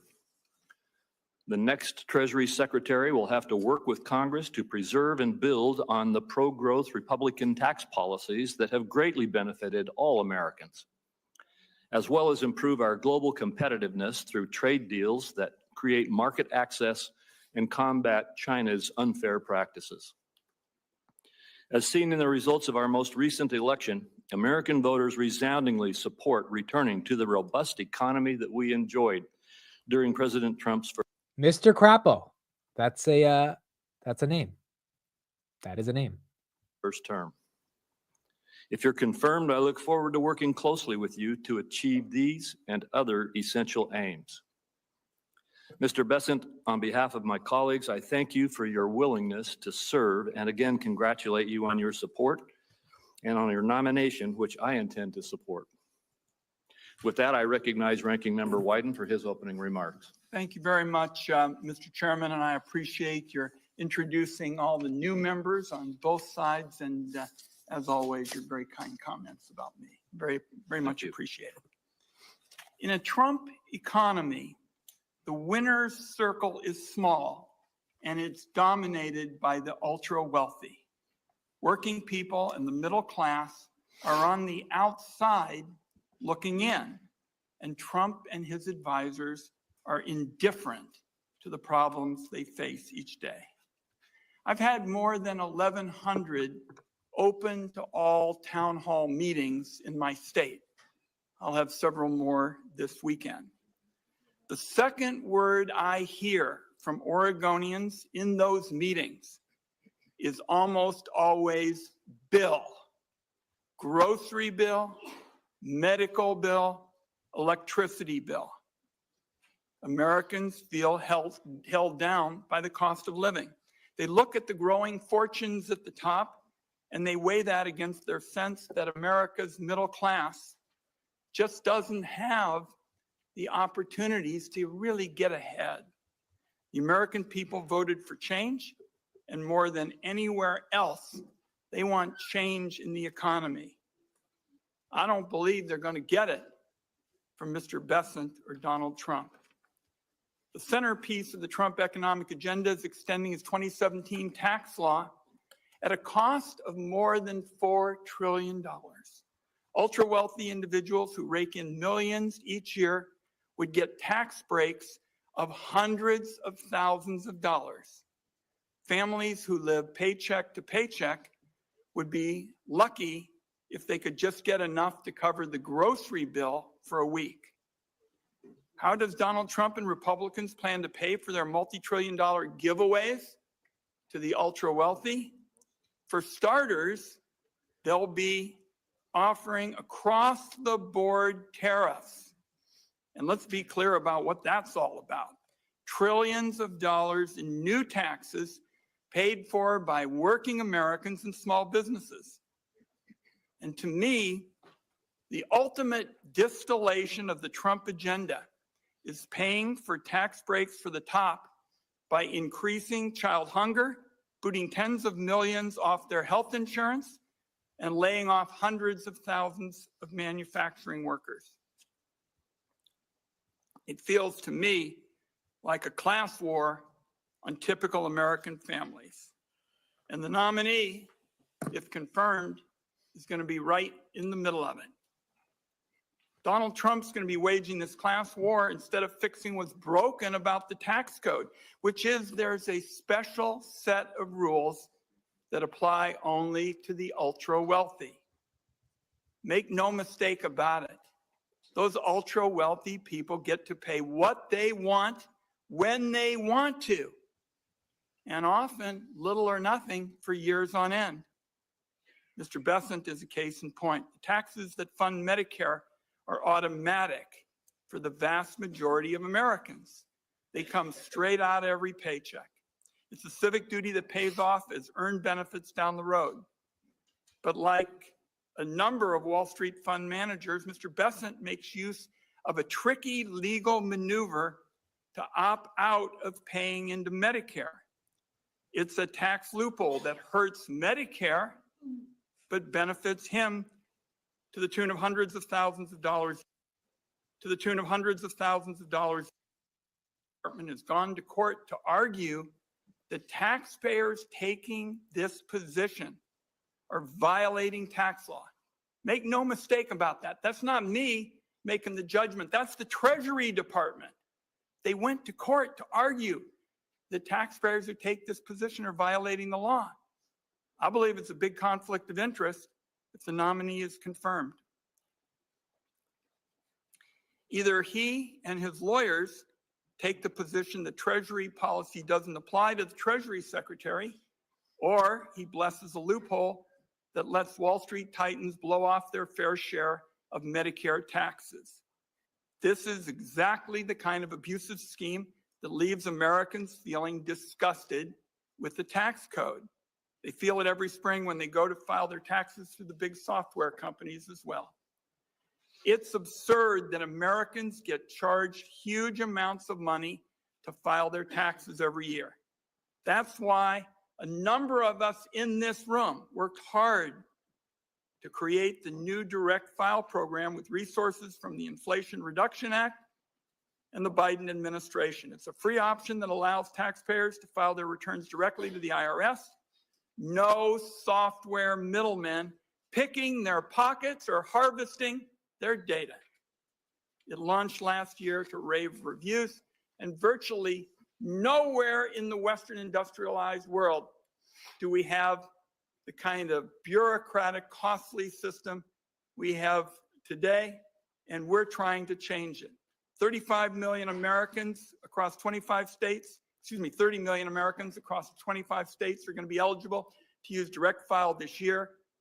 That's if it continues to survive. The software giants want direct file killed. Republicans are on their side, so maybe they're going to get their way. If they do, it'll cost American taxpayers hundreds of millions of dollars this year alone. Trump and Republicans aren't stopping there when it comes to siding with special interests over the typical consumer. The Inflation Reduction Act was the largest investment in clean energy in our history. It was largely developed in this room, and it took years to try to find the common ground around technological neutrality. And the more you reduce carbon, the bigger your tax savings. It's created hundreds of thousands of jobs. It's saving consumers money on their energy bills. And along with record fossil fuel production, it's brought energy security to a level not seen in generations. Our country is in a clean energy arms race with China and other powers. But unfortunately, these policies from Donald Trump and Republicans may prevent us from winning that arms race with China. That's because the Trump administration is talking about selling out to special interests and far-right ideologues that want to nuke the provisions of the IRA that help us promote clean energy. They want to keep in place the oil and gas subsidies that have been around for more than a generation, but eliminate the incentives that put us in the lead on clean energy. From what I've read, that's how the nominee sees it as well. That would be a recipe for higher energy costs, weaker energy security, and surrender to China when it comes to clean energy jobs and investment. In my view, that just defies common sense. I'll close with this. Many people, myself included, hoped that the president-elect would pick a steady hand for Treasury Secretary, someone who would be a moderating force, who'd work with all sides, and especially for the interests of all Americans, for a tax code that gives everybody in America the chance to get ahead, not just the people at the top. So this is an important discussion today. And I wish I had read something that would indicate that this nominee would be the kind of Treasury Secretary I described. That's why we have the hearing, to get his views. Thank you, Senator Crapo. Thank you very much, Senator Wyden. And today, we are honored to have our good friend and colleague, and now the new Budget Committee Chairman, Senator Lindsey Graham, to help introduce the nominee. Welcome, Senator Graham, from the great state of South Carolina. I want to thank you for joining us today, and I'll turn it over to you to introduce Mr. Bessent. Well, thank you, Mr. Chairman, and ranking member to all my colleagues. And there are only 100 of us. We know each other pretty well. This is my first appearance in the Finance Committee, probably last. Y'all work on complicated stuff, and I'm glad you like this stuff. It seems kind of boring to me, but it's important what you do. And I respect the intellect of the people on this committee, because our economy needs the best minds that we can find on the Finance Committee. And we need a Secretary of Treasury that knows what he's doing, has the trust of the president, and loves his country. Your ship came in with this guy. So Scott Bessent's from South Carolina. He's academically gifted and real world tested. He went to Yale, so nobody's perfect. When he told me that, I said, I don't know about that. But anyway, he's really, really smart, and this is a complicated area. Now, why am I here? Because Trump won. I wouldn't be here if Trump hadn't won. Trump won because more people voted for him. And he had to pick people to form his cabinet. And when he talked about the Secretary of Treasury, I'm not the normal person you would go to ask about, because this is not so much my portfolio. But when he mentioned Scott, I said, oh my God, home run from my point of view. I mean, you talk about somebody who's academically gifted, understands the world. Scott, like any Republican president, would pick Scott. I mean, he's really understands the president and what the president wants to do. And reason I vote for almost everybody, for every president, is I believe, colleagues, that every president deserves a cabinet that they know and trust and can rely upon. If I had to vote for people based on agreeing with them, I wouldn't vote for anybody y'all picked. That's not the standard for me. I vote for people who I disagree with because I think they're qualified. So I would just ask the committee to think for a minute, is this man qualified?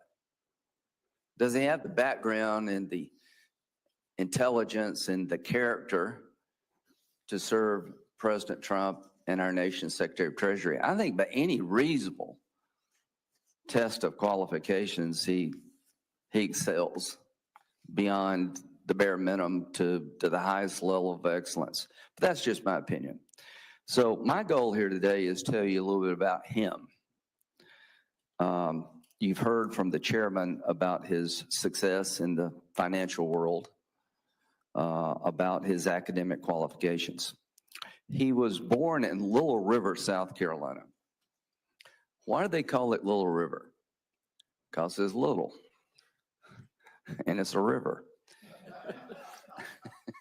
It's in a Okay, how about we go back to this when they finally start asking him questions, because even I don't really care about him being from a little river, dude. Like I don't care about that. They'll probably start asking questions in like 10 minutes, and so we'll get back to that when they actually ask him about tariffs, which is the only thing I care about.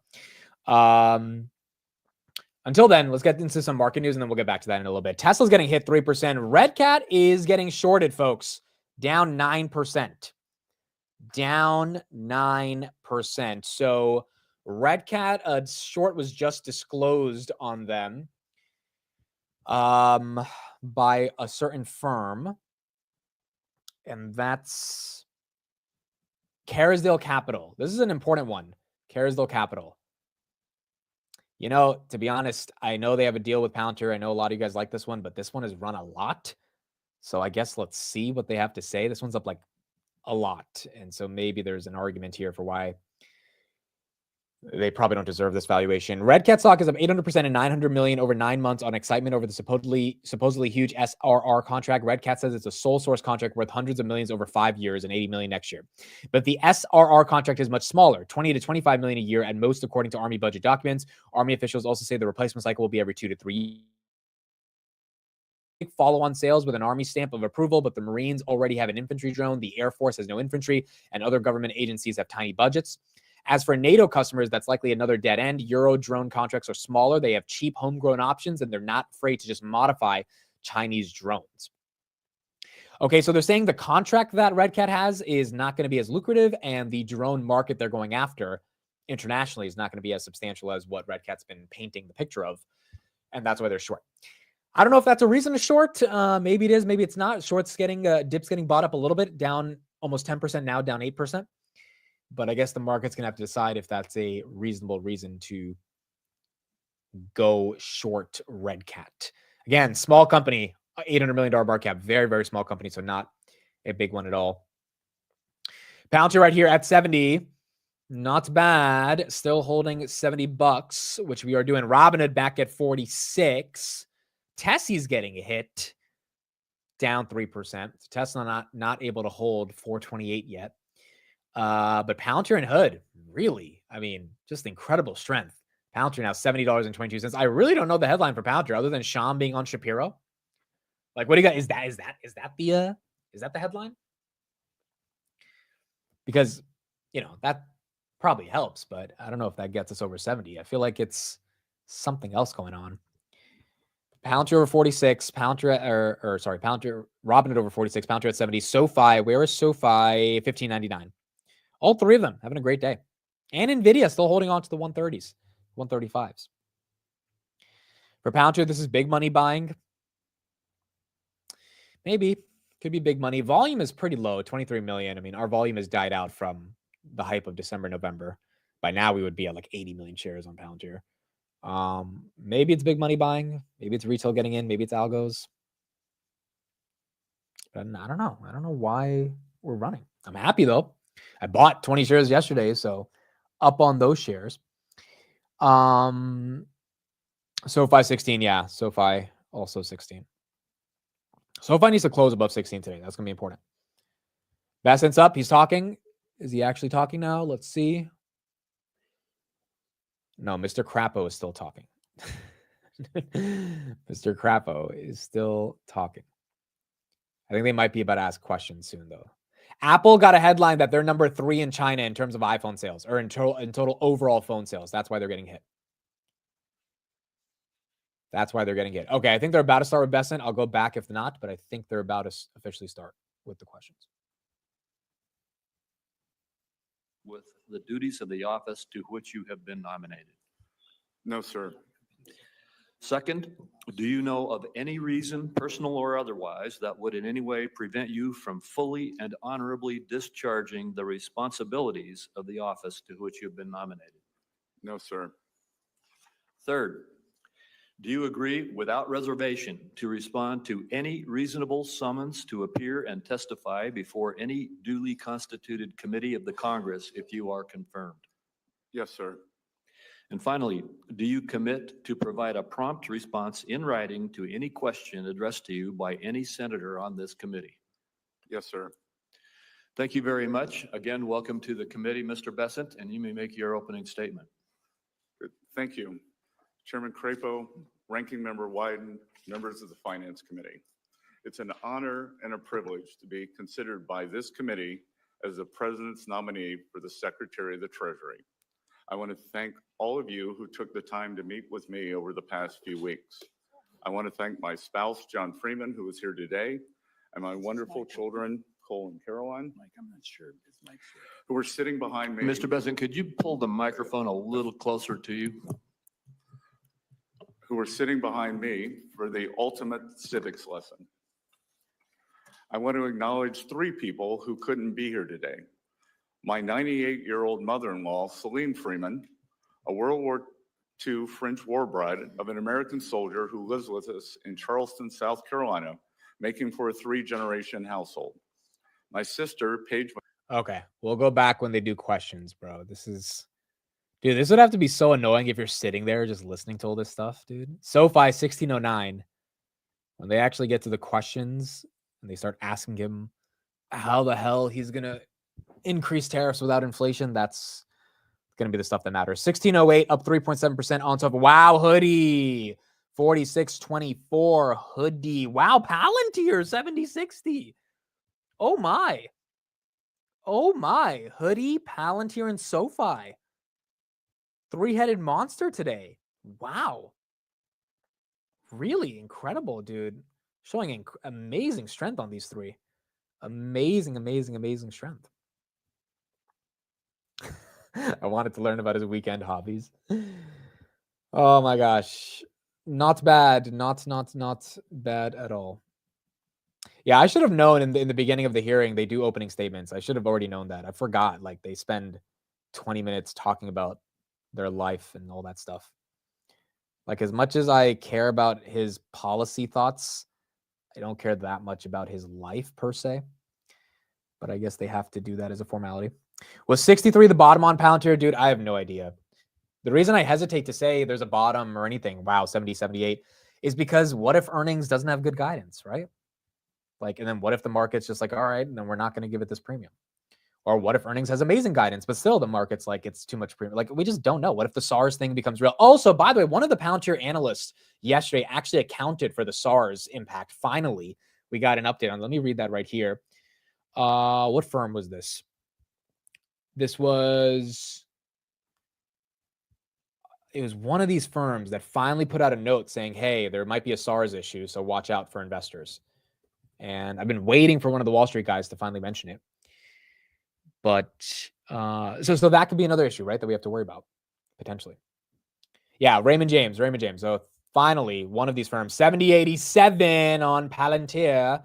Raymond James was like, we are updating our model to reflect the vesting of 120 million of SARS that we believe we're satisfied as Palantir traded over $50. This update adds roughly 120 million of stock-based comp and removes 5 cents of EPS, which means instead of getting 6 cents, we would have 1 cent. That could be the headline that Palantir misses on earnings, and then boom, stock could take a hit. Or if the earnings expectations are updated to 1 cent versus 6 cents, that would be nice. Let me check the expectations on Palantir right now. The market's expecting on earnings 5 cents. So again, if we bring in 1 cent, that's where we could have some volatility. Now, granted, that'd be a dip to buy, because if that's the only reason it's down, then I don't think it's an issue. Wow, 71. We got to break out the bell, folks, for 71.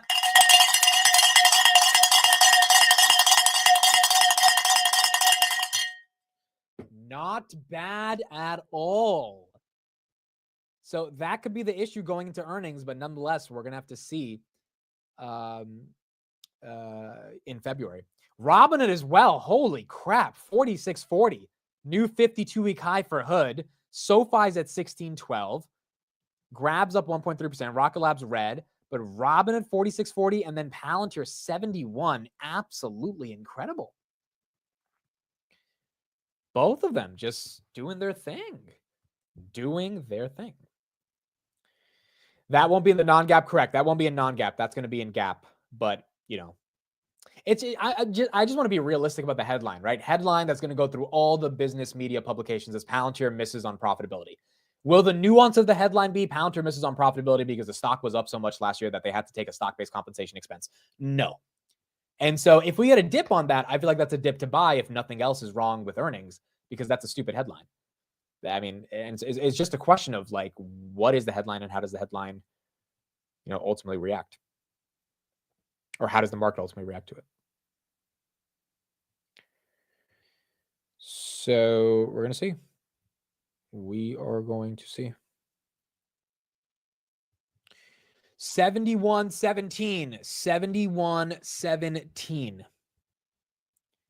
Dixie's falling. Bessent's not talking yet. Bessent's not, I mean, he's not getting asked questions. Let me refresh.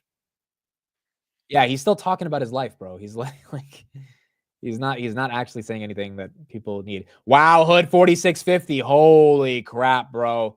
Oh my. Hood's ripping. Another 2%. Palantir 71.14. It was at 71.20 just now. Oh my. Oh my. Hood was upgraded Does anyone know the hood upgrade? I didn't see the hood upgrade today. I'll check. Palantir didn't get an upgrade either. This is just the market giving Palantir and hood some momentum here. SoFi's up 4.13%, 16.15. SoFi, hood, and Palantir, they are the stars for the day. S&P just went green. Tesla's recovering a little bit. It was at 412. Now it's at 416. So the whole market's kind of a little bit reversing here. Hood still holding 46, bro. Getting above 46 is a big, big deal in holding that. NVIDIA 136, Uber 69, Uber almost 70. Wow, up almost 3%. Reddit is 172. That's up 1.2%. Palantir just got rejected at 71. Now at $70.80. The market must like Scott's hobbies. Exactly. That's what's pumping us right now. I don't see another hood upgrade. We got a bunch of upgrades this week already. I don't see any new one yet. We got the Bernstein top stock 2025, Morgan Stanley 55 top stock, Mizuho 60. What's the other one? The other one that was 60. Barclays was 54, and then JMP to 60 as well. So those were the upgrades this week. Bitcoin back at 99. Oh, that's probably helping hood. Yeah, I didn't even look at that. Bitcoin at 99.6. That's definitely helping. That's definitely helping. Shout out to Scott. I'm literally sitting in Little River, South Carolina right now. Shout out to Scotty. Back to 71 on Palantir. Dude, hood 46.53. Holy crap, bro. Talk about a run. This is after a 10% day. This is pretty gigantic. Pretty huge.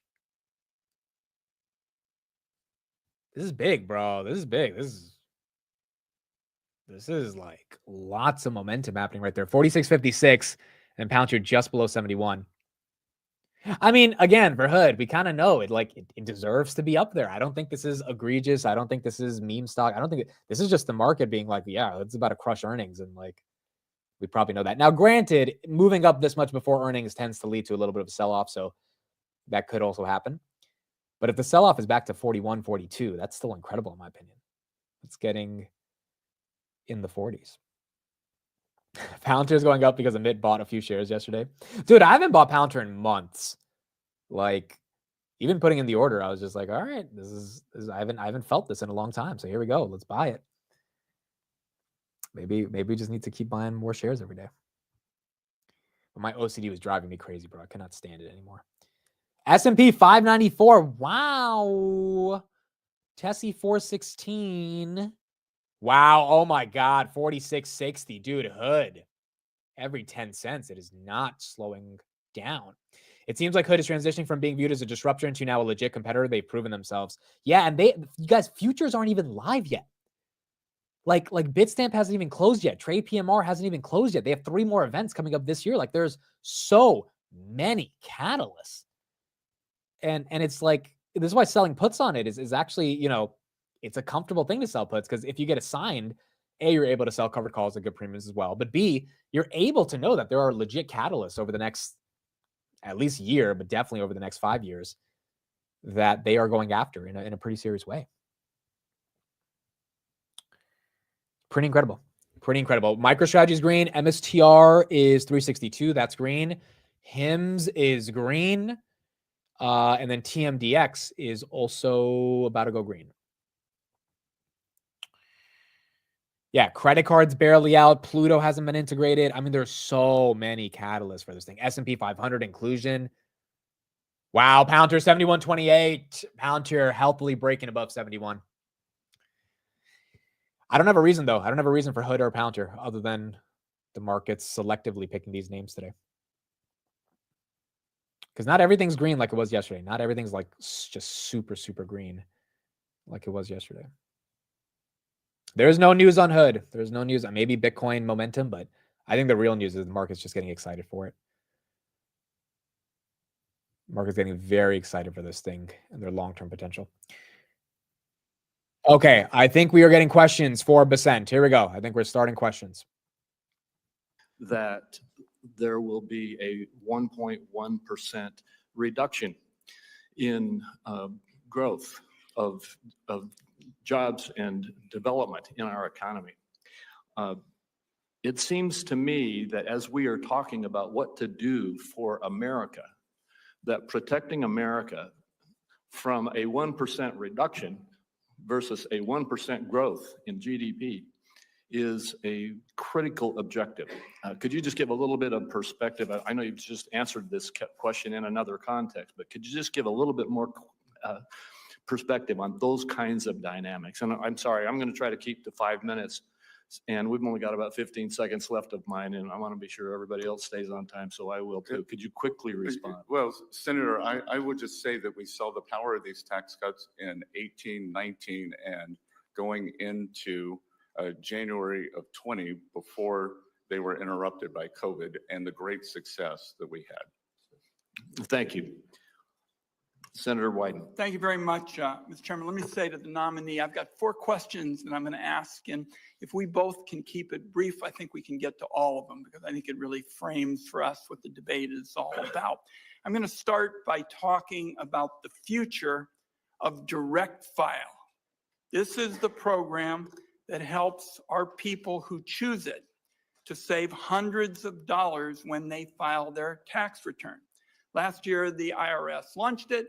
It was enormously popular among taxpayers, but of course, the tax software giants and their big lobby just hate it. They want to shut it down.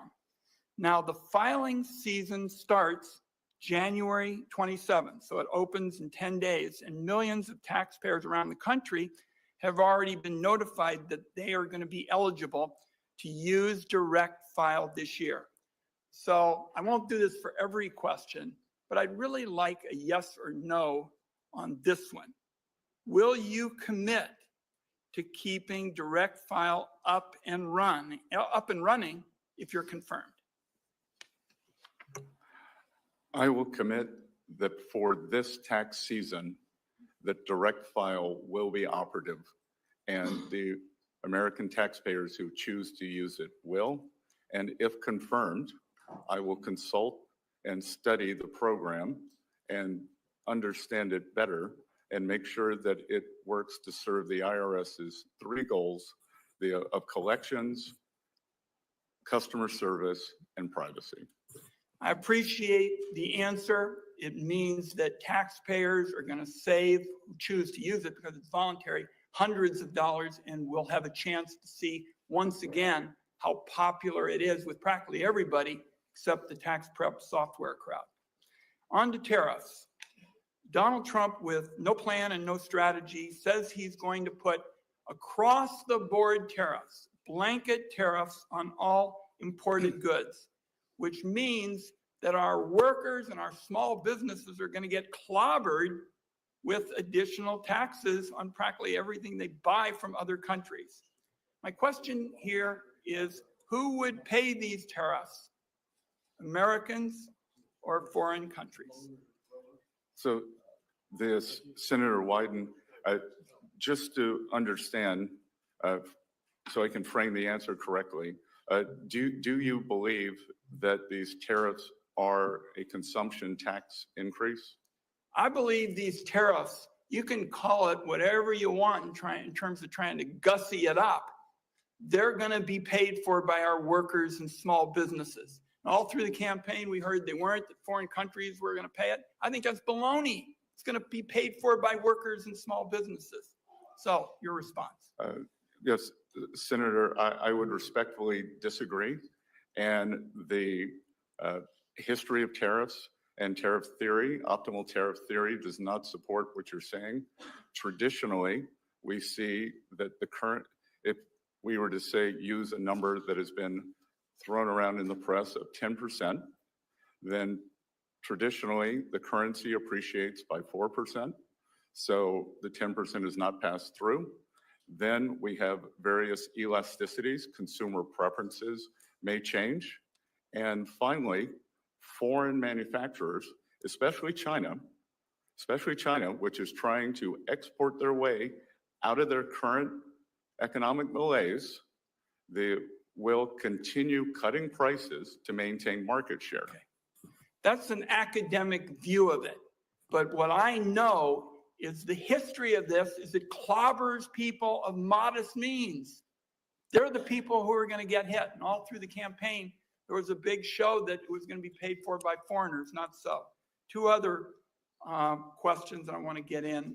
And I already made it clear, and you and I talked about this. I'm for a tax code that gives everybody the opportunity to get ahead. You and I talked about my friend Bill Bradley. He and I have been working for this for years. Do you believe the tax code should treat wages differently than it treats wealth? Look, in any tax system that advantages and creates distortions, it is a change that, Senator, it is a decision that was made when the tax codes were written. And so every tax code involves the trade-offs and distortions in favor of other the gains. It sounds to me like you do believe that it's fine to treat wealth more favorably. I couldn't disagree more. The idea that a dollar earned by a hedge fund manager has more value than a dollar earned by a teacher or a factory worker, I just think is a disconnect with the American people. One last question, and that is about the legislation that was written in this room that was the biggest transformation on clean energy in American history. That is our package that basically said the tax code as it relates to energy is a broken down mess. And we basically said we're going to have a technology neutral system. The more you reduce carbon, the bigger your tax savings. Now there is a big effort in the Trump administration to reverse it. I think that's going to be bad for the economy, but it is going to be damn good for China because we are in an arms race on clean energy with them. Are you going to be on the side of people who want to unravel this? Senator Wyden, just so we can frame this for everyone in the room, China will build 100 new coal plants this year. There is not a clean energy race. There is an energy race. China will build 10 nuclear plants this year. That is not solar. I am in favor of more nuclear plants. And I would note that the IRA, as scored by the CBO, is wildly out of control in terms of spending on the upside. Well, first of all, the clean energy package does protect nuclear because members on both sides of the aisle in this room wanted it to be that way. But if you're going to talk about fossils, the United States has achieved a greater level of energy security than we've had in generations. Oil and gas production is at record highs. And it's not just that, but it's about clean energy. And I'm very troubled by your position denying that we're in an arms race with China on clean energy, because we definitely aren't. Thank you, Mr. Chairman. We do need to move on. And I told Senator Wyden he could have those 4 questions, but I want to remind everybody else we've got a 5-minute time limit. He deserved those extra questions. Senator Grassley. Mr. Bessent, congratulations. I want to start out with where you and I talked about something in my office. And you remember that tongue-in-cheek comment I made to you that you're going to be asked by the chairman, will you answer all of our letters? And everybody that comes to the Hill says, yes, they're going to. And I said, maybe you better say maybe, because most people don't keep that promise. So I just wanted to remind you, if I write you a letter on my oversight responsibilities, I'd appreciate it if you'd answer it. Now to my first question. My Democrat colleagues believe, you gonna put that up? My Democrat colleagues believe the only solution to our unsustainable debt and deficit is higher tax rates on, and that ends up being on job creators and families alike. However, history proves that high tax rates fail to raise significant revenues. Taxpayers, workers, and investors are smarter than that. In other words, they're smarter than we in Congress that thinks that at one time a 93% marginal tax rate would bring in more revenue than a 70% tax rate or a 50% tax rate or a 30% tax rate or a 40% 8% tax rate and so on. But as you can see from this chart, Congress isn't too smart because the taxpayers decide how much money they're going to bring into the federal treasury. Now, on the other side of the ledger, federal spending is at levels we've never seen outside of war and recession and still growing.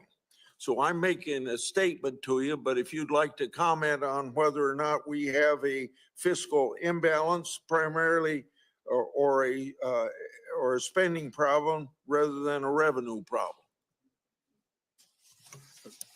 Senator Grassley, I enjoyed visiting you in your office, and will remind you that when we were talking about the American agriculture, that I may be the first Treasury Secretary nominee in a long time who knows what a section is, 642 acres, and am involved in the farming business. And yes, we do not have a revenue problem in the United States of America. We have a spending problem. That historically, for the past 40 or 50 years, revenues, federal government revenues, have averaged about 17 to 17.5% of GDP. And spending has been slightly over that, leading us to a 3.5% budget deficit, which is manageable because we have roughly 3.8% nominal growth, 1.8% real growth, 2% inflation. Today, as you stated, and to be clear, this is one of the things that got me out from behind my desk and my quiet life in this campaign, was the thought that this spending is out of control. We are spending about 24, 25% of GDP. So as you said, 6.8 to 7% deficit. We have never seen this before when it is not a recession or not a war. And I am concerned because several times the Treasury of the United States has been called upon to save the nation, whether it was the Civil War, the Great Depression, World War II, or the recent COVID epidemic. Treasury, along with full government and Congress, has used its borrowing capacity to save the Union, to save the world, and to save the American people. And what we currently have now, we would be hard pressed to do same. My last question is one I ask a lot of people that come from Treasury. While I oppose tax hikes on individuals, families, and small businesses, I've long championed sensible policies geared towards shutting down tax loopholes and providing tools to IRS to detect tax cheats. A primary example is my legislation that I authored in 2006, the IRS whistleblower law. It's brought $6 billion back into the federal treasury. This program could raise billions more if IRS would use it to its full potential. So I hope I can count on you if you're confirmed, and I think you'll be confirmed, to be supportive of this whistleblower program and work to ensure its full use to its full potential. Senator Grassley, we are in complete alignment on this program. Thank you. Next would be Senator Cornyn. Well, thank you, Mr. Chairman. Mr. Bessent, welcome to Washington, D.C. You're getting a taste of what it's like here, which is an out-of-body experience for most people who are not acquainted with it. I happen to represent a state that has the 8th largest economy in the world. We think we understand the formula for economic growth and prosperity and opportunity, which are low taxes, a reasonable and modest regulatory footprint, and opportunities for people to prosper, and by prospering, invest and create opportunities for other people to pursue their dreams. We think there's a lot Washington can learn from that formula, and it sounds to me like you agree. One of the strange experiences I've had here is that so many of our colleagues, principally on the other side, think that the money that you earn is not actually yours. It's the federal government's, and you just get to keep a little bit of it. Conversely, I believe that the money that people earn is theirs and they have a responsibility to pay taxes. But as you point out, an over-tax burden or large tax burden has a way of depressing the economy and reducing standard of living. So I'm grateful for your nomination, and I think you are exactly the type of individual that needs to serve in this important position, and I support your nomination wholeheartedly. Let me ask you, in the short time I have, one sort of obscure question and another one that we discussed in our office. As you know, the market for U.S. Treasuries is the largest market in the world at $28 trillion, and it's critical to the financial stability of the United States. There's actually a proposal for an entity to clear U.S. Treasury futures at the London Clearing House, which is overseen by the Bank of England. Some argue that the Bank of England would have control over heaven forbid, a default scenario in this critical market instead of the U.S. Is this a concern to you? Senator Cornyn, I enjoyed visiting in your office, and I would note that while Texas has more arrivals due to good economic policies, South Carolina has more arrivals as a percent of the population, also driven by our wonderful governor, Henry McMaster. I'm still going to vote for your nomination. I think it's 1,600 people a day in Texas, but go ahead. Yeah, everything's bigger in Texas, sir. You raised a very important question, and one that I will investigate further. I was unaware until the past few days of this with the new exchange. What I can tell you is, as a student, a professor of economic history, that is important for the U.S., for U.S. Treasuries, for us to be able to resolve any stress issues in the market in the U.S. We saw during the Lehman Brothers bankruptcy that many of the problems emanated from the UK subsidiary. So this is something that, thank you for bringing this to my attention. And my inclination is that the resolution authority must lie here in the U.S., but I will get back to you in writing with an answer on this if confirmed.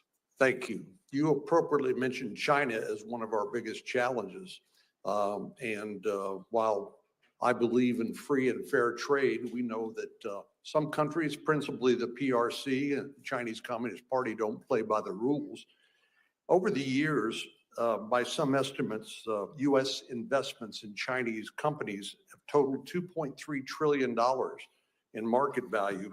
That was at the end of 2020. That included $21 billion. These are American companies investing in China.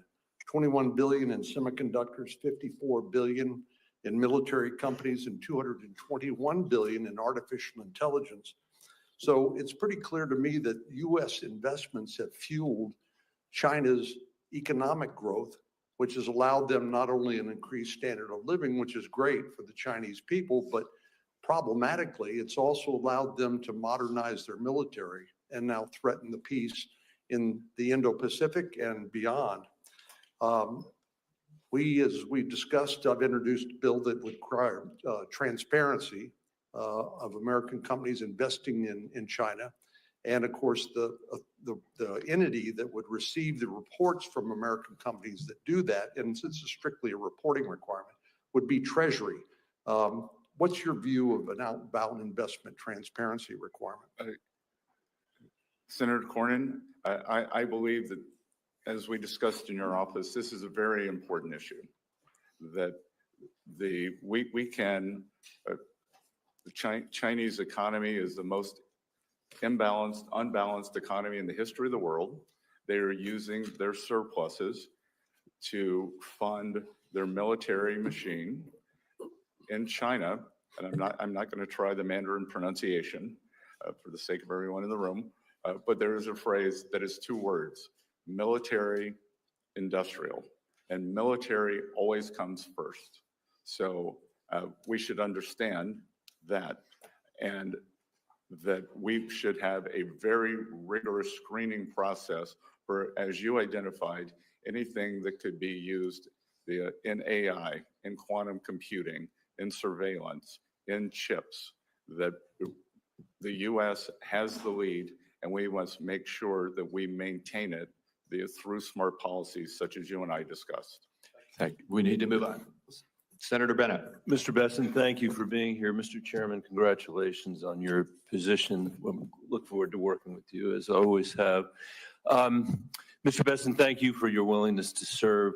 We are at the beginning of what's going to be a vigorous conversation about the country's fiscal health. You've described our deficit as alarming, and yet you're here with the same Trump tax policy that has burdened the American people with another $2 trillion of debt that their kids and grandkids are going to have to pay back. And despite the conversation we've heard over here, clearly, the distribution of it was deeply, deeply, deeply unfair. 50% of it went to the top 5% of Americans, 75% of it, if you add the SALT, which even the Wall Street Journal won't support because it's so unbelievably outrageous, will go to the wealthiest 5% of Americans.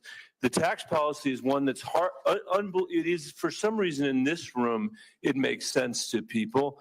In America, I don't think there's been a mayor in the history of the United States whose tax policy has been to go to the people of New York City or of Atlantic City or even of Mar-a-Lago and said to them, I have an idea. I'm going to borrow more money than we have ever borrowed in the history of that community, and I'm going to spend it. And I would say, well, geez, I'm worried about that. I don't want us to borrow a bunch of money without knowing what it's going for. What is it going for? Is it going for schools?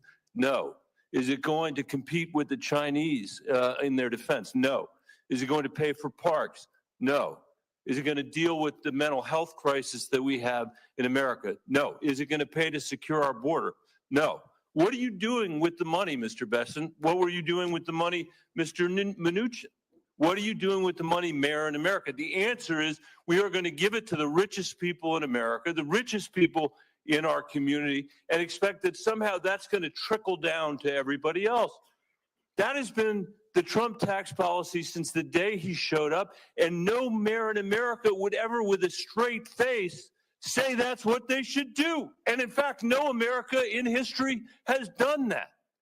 But to add insult to injury, you sit here and Mr. Mnuchin sat here at his time and said, it's all going to be paid for by economic growth. We know that's not true. We know it costs $2 trillion. So while the benefit went to the richest people in America, the cost is being borne by the children of working people all over this country. And that's what's going to happen now. It's $4.6 trillion this time, not $2 trillion. And then you come here, and this is my question, Mr. Bessent, and you sneak into your opening statement that we have a spending problem, and what we have to focus on, as you said, is discretionary spending after your crocodile tears about how China is out competing us. And as you know, because you're a smart person, and you spent a lot of time on Wall Street, just like your predecessor did, discretionary spending is about a third of our overall spending. 17% of what we spend is domestic. 17% roughly of what we spend is military spending. That spending you were talking about with respect to China.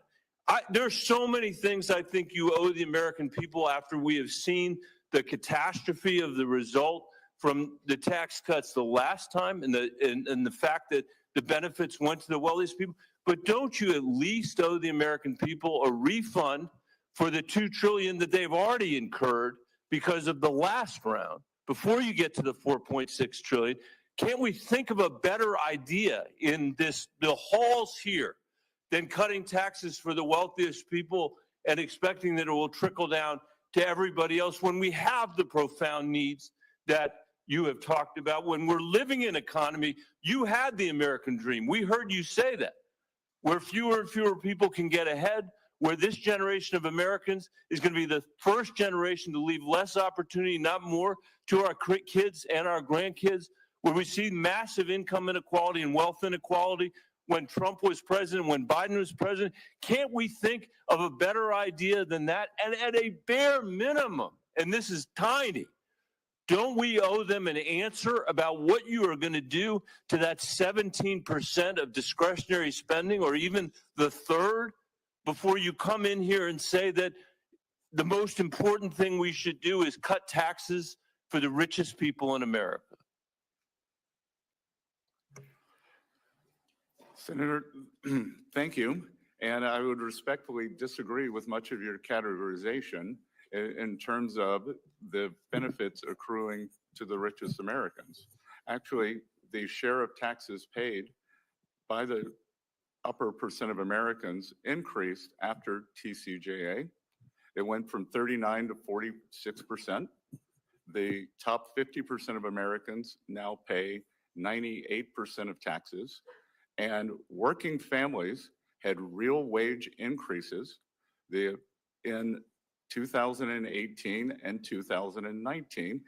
Okay, so three things I want to say right here from a debate communication perspective. Number one, if I was Mr. Bessent, I would say, Senator, can you repeat the question? Because that shit would be hilarious. Number two, the rant that guy went on is not productive to actually make his argument. In these types of scenarios, it's cross-examination. Going on a rant, maybe if you're lucky, CNN or whatever will pick it up and you'll go viral. But outside of that, it doesn't get the job done because Bessent's not going to agree with him.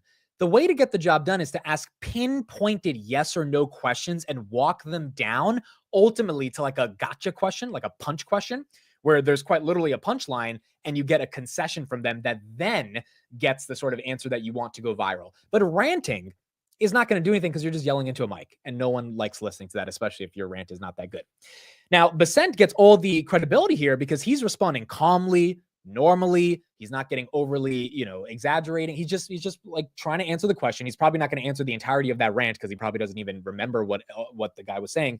But he's getting all the brownie points here because he's being normal. The other guy just looks crazy, yelling into a microphone about something that probably is not going to manifest itself in any real way. Going into 2020, pre-COVID, the CBO scoring for the Trump tax cuts got rescored by 1.5 trillion. Make sure, because we're in the beginning of a long debate, that if you're going to rely on the CBO score for this, that you're going to be willing to rely on it for the things that you said it's no good. Look, I'm not in love with CBO scoring. I know that. That's why now you're relying on it. So I'm just saying, it's not funny money. This is the American people's money. We can do math. Every mayor in America has to do math.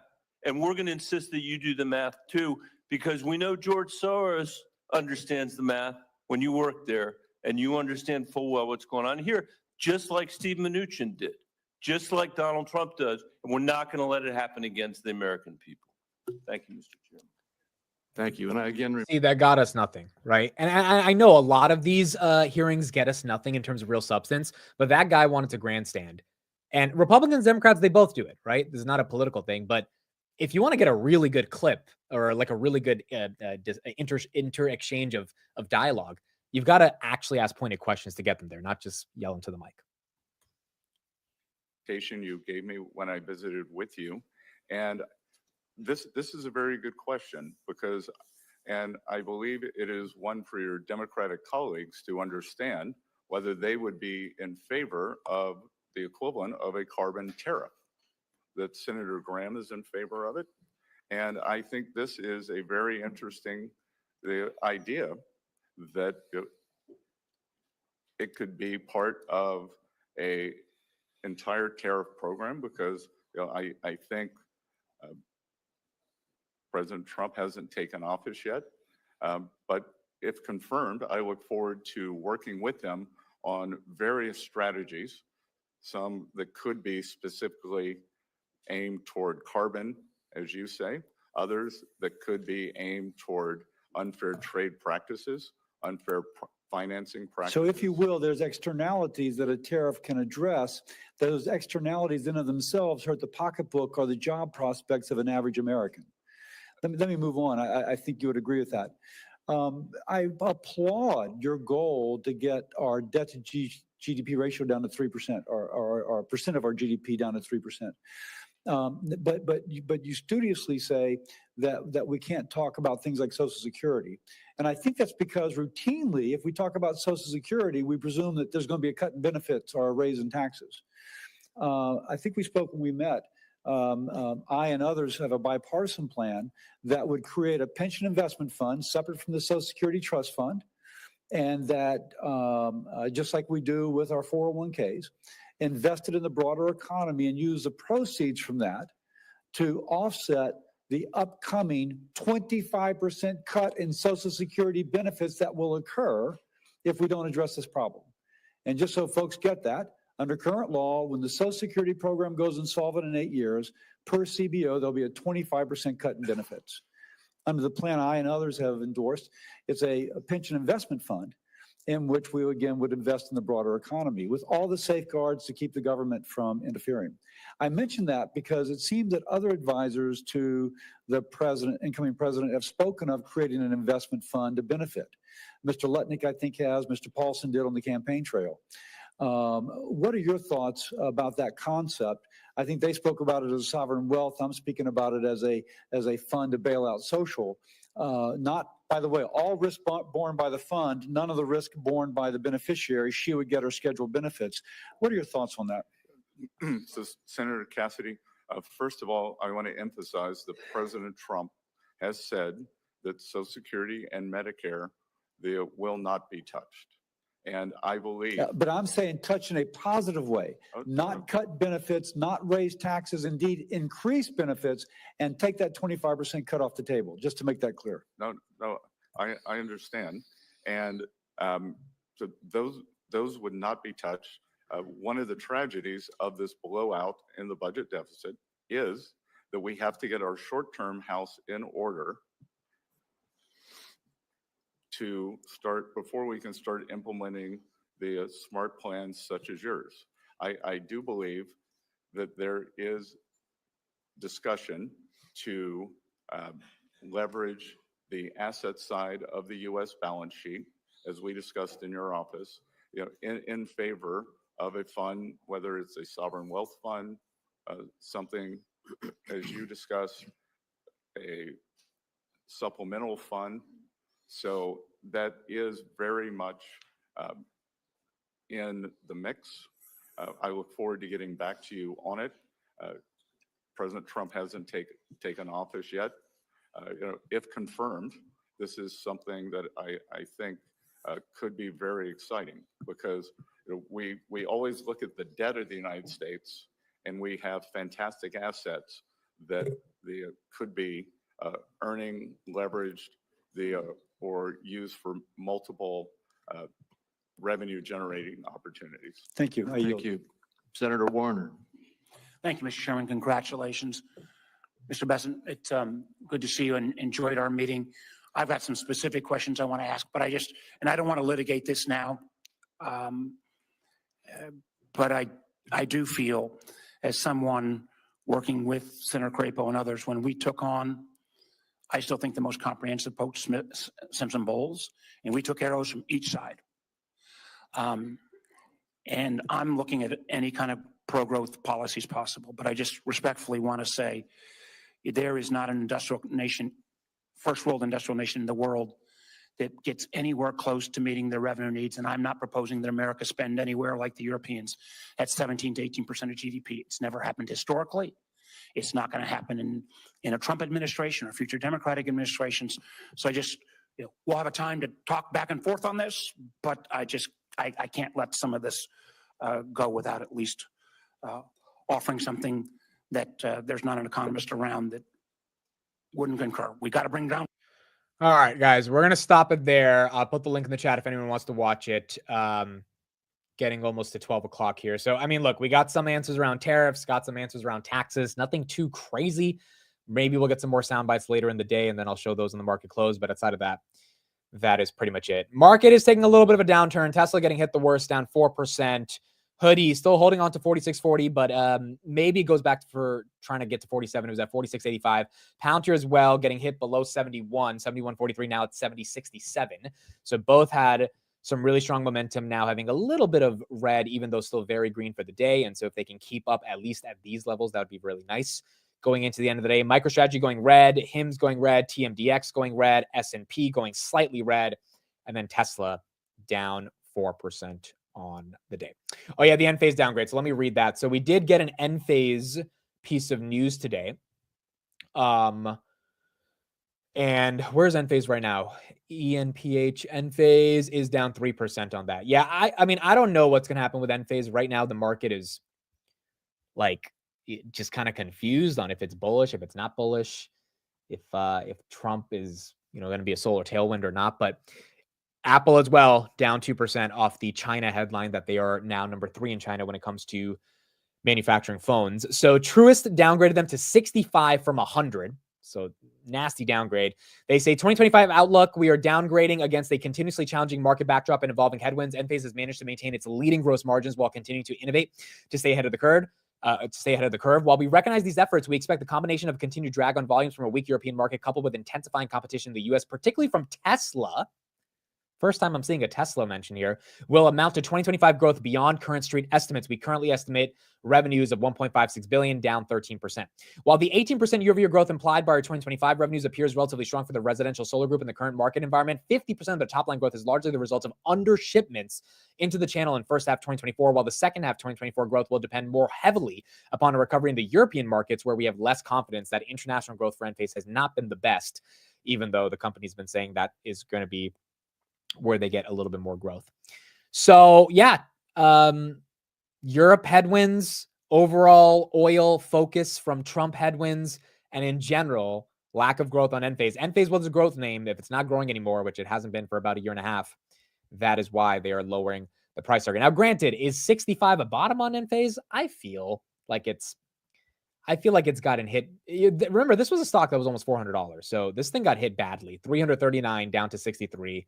I think we saw below 60 for a hot minute at 58 back in November. Could it get there again on a crappy earnings? Sure. I would not buy it simply because I don't believe in the solar revolution at this state of where we are as a country, especially with Trump as president. And their PEG ratios don't look that attractive either if the growth is not going to be there.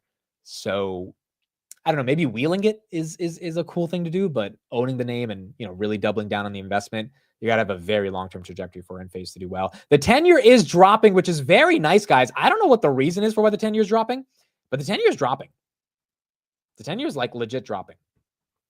That Enphase post, if you want to read it, I'll put it right here in the chat for those that want to read further on that downgrade. But 4.608 on the 10-year, that is a little bit getting close to 4.5. I mean, we were at 4.8 the other day. We're at 4. Maybe the Fed comments about rates. Yeah, maybe that was it. XRP is at 339 right now. So XRP is up 10%. XRP is loving the crypto reserve rumors of this morning. Dixie down 108.88. Nice to see Dixie down along with the 10-year. So whether it's Scott Bessent talking or whether it was Governor Waller, which was incredibly bullish and more dovish, I should say, who said, look, we're looking at the data and the data tells us that inflation's coming down. If inflation's coming down, he quite literally said that we might have a rate cut earlier than what the market is pricing in. You can't get that much more dovish. And from that perspective, it does seem like the market is reacting to that. Solana price. Solana should be up today. Solana's up 8%. Yeah, Solana and Ripple, XRP benefiting from the Trump crypto reserve rumors. Let's check Fartcoin. Fartcoin is up 10%. If Trump puts Fartcoin in the crypto reserve, then everybody, including myself, was wrong on Fartcoin. But Solana and XRP actually could get there. Yes, if the 10-year gets to 4.0, we're exploding. If we get to 4.0 on the 10-year, we're going higher, baby. And that's going to be hard to do. It's going to take another really good CPI. It's going to take Trump getting that dollar to come down. There's still a lot of fear about tariffs and inflation. But we get that 10-year down to 4.0, it's going to get very nice for the equity markets, but that might just take some time to actually get there. All right, that is it for me, folks. I'm out of here. I'll be back live on the market close 3:45. We will get money market inflows on the market close today. No earnings after the bell. We had most of the earnings today, but money market inflows after the bell will be important. And we're going to see what that looks like as we get into the market close. Word of the day is habiliment. Habiliment. Habiliment. Habiliment. Clothes or clothing. I have never heard the word habiliment for clothes, ever. Her coworkers complimented her winter habiliment. No one has ever said this. Ever. Ever. The fashion show had a wide array of habiliments. Yeah, this is not a real word, bro. No one has said this word before. Gussie is the real word of the day. Gussie, whatever Congressman said, Gussie today, Gussie is the real word of the day. That is correct. Gussie is the word of the day. Apple also getting hit badly. Wow, 3%. When's the last time you saw 3% down on Apple? That's been at least a couple months. That China headline looks like it's really scaring investors on Q4 revenue growth. Robinhood still 46.49, Palantir 70.54, Tesla 411. That's down 3.8% of the S&P 500, basically flat on the day, 592.68. All right, that's it. Thank you, everybody, for being here. We'll be back on the market close. Yeah, literally when you're trying to hit the word count. Exactly. And we'll keep going from there on the market close. That's pretty much it. We'll see what headlines we have later, but the 10-year dropping, Dixie dropping, that's good. And then we just got to see if stocks can maintain some of their broader momentum. Also, SoFi doing absolutely great. SoFi right here, 16.16. We touched 17 today. No. I'm looking at last one. We did not touch 7. We touched 16.25, up 4%. A close above 16 would be great for SoFi. Palantir 70.46, Robinhood 46.49, Tesla 412, Palantir 70.47, S&P 592.93. All right, everyone. I'll see you guys on the market close. Bye, everyone. Have a good one.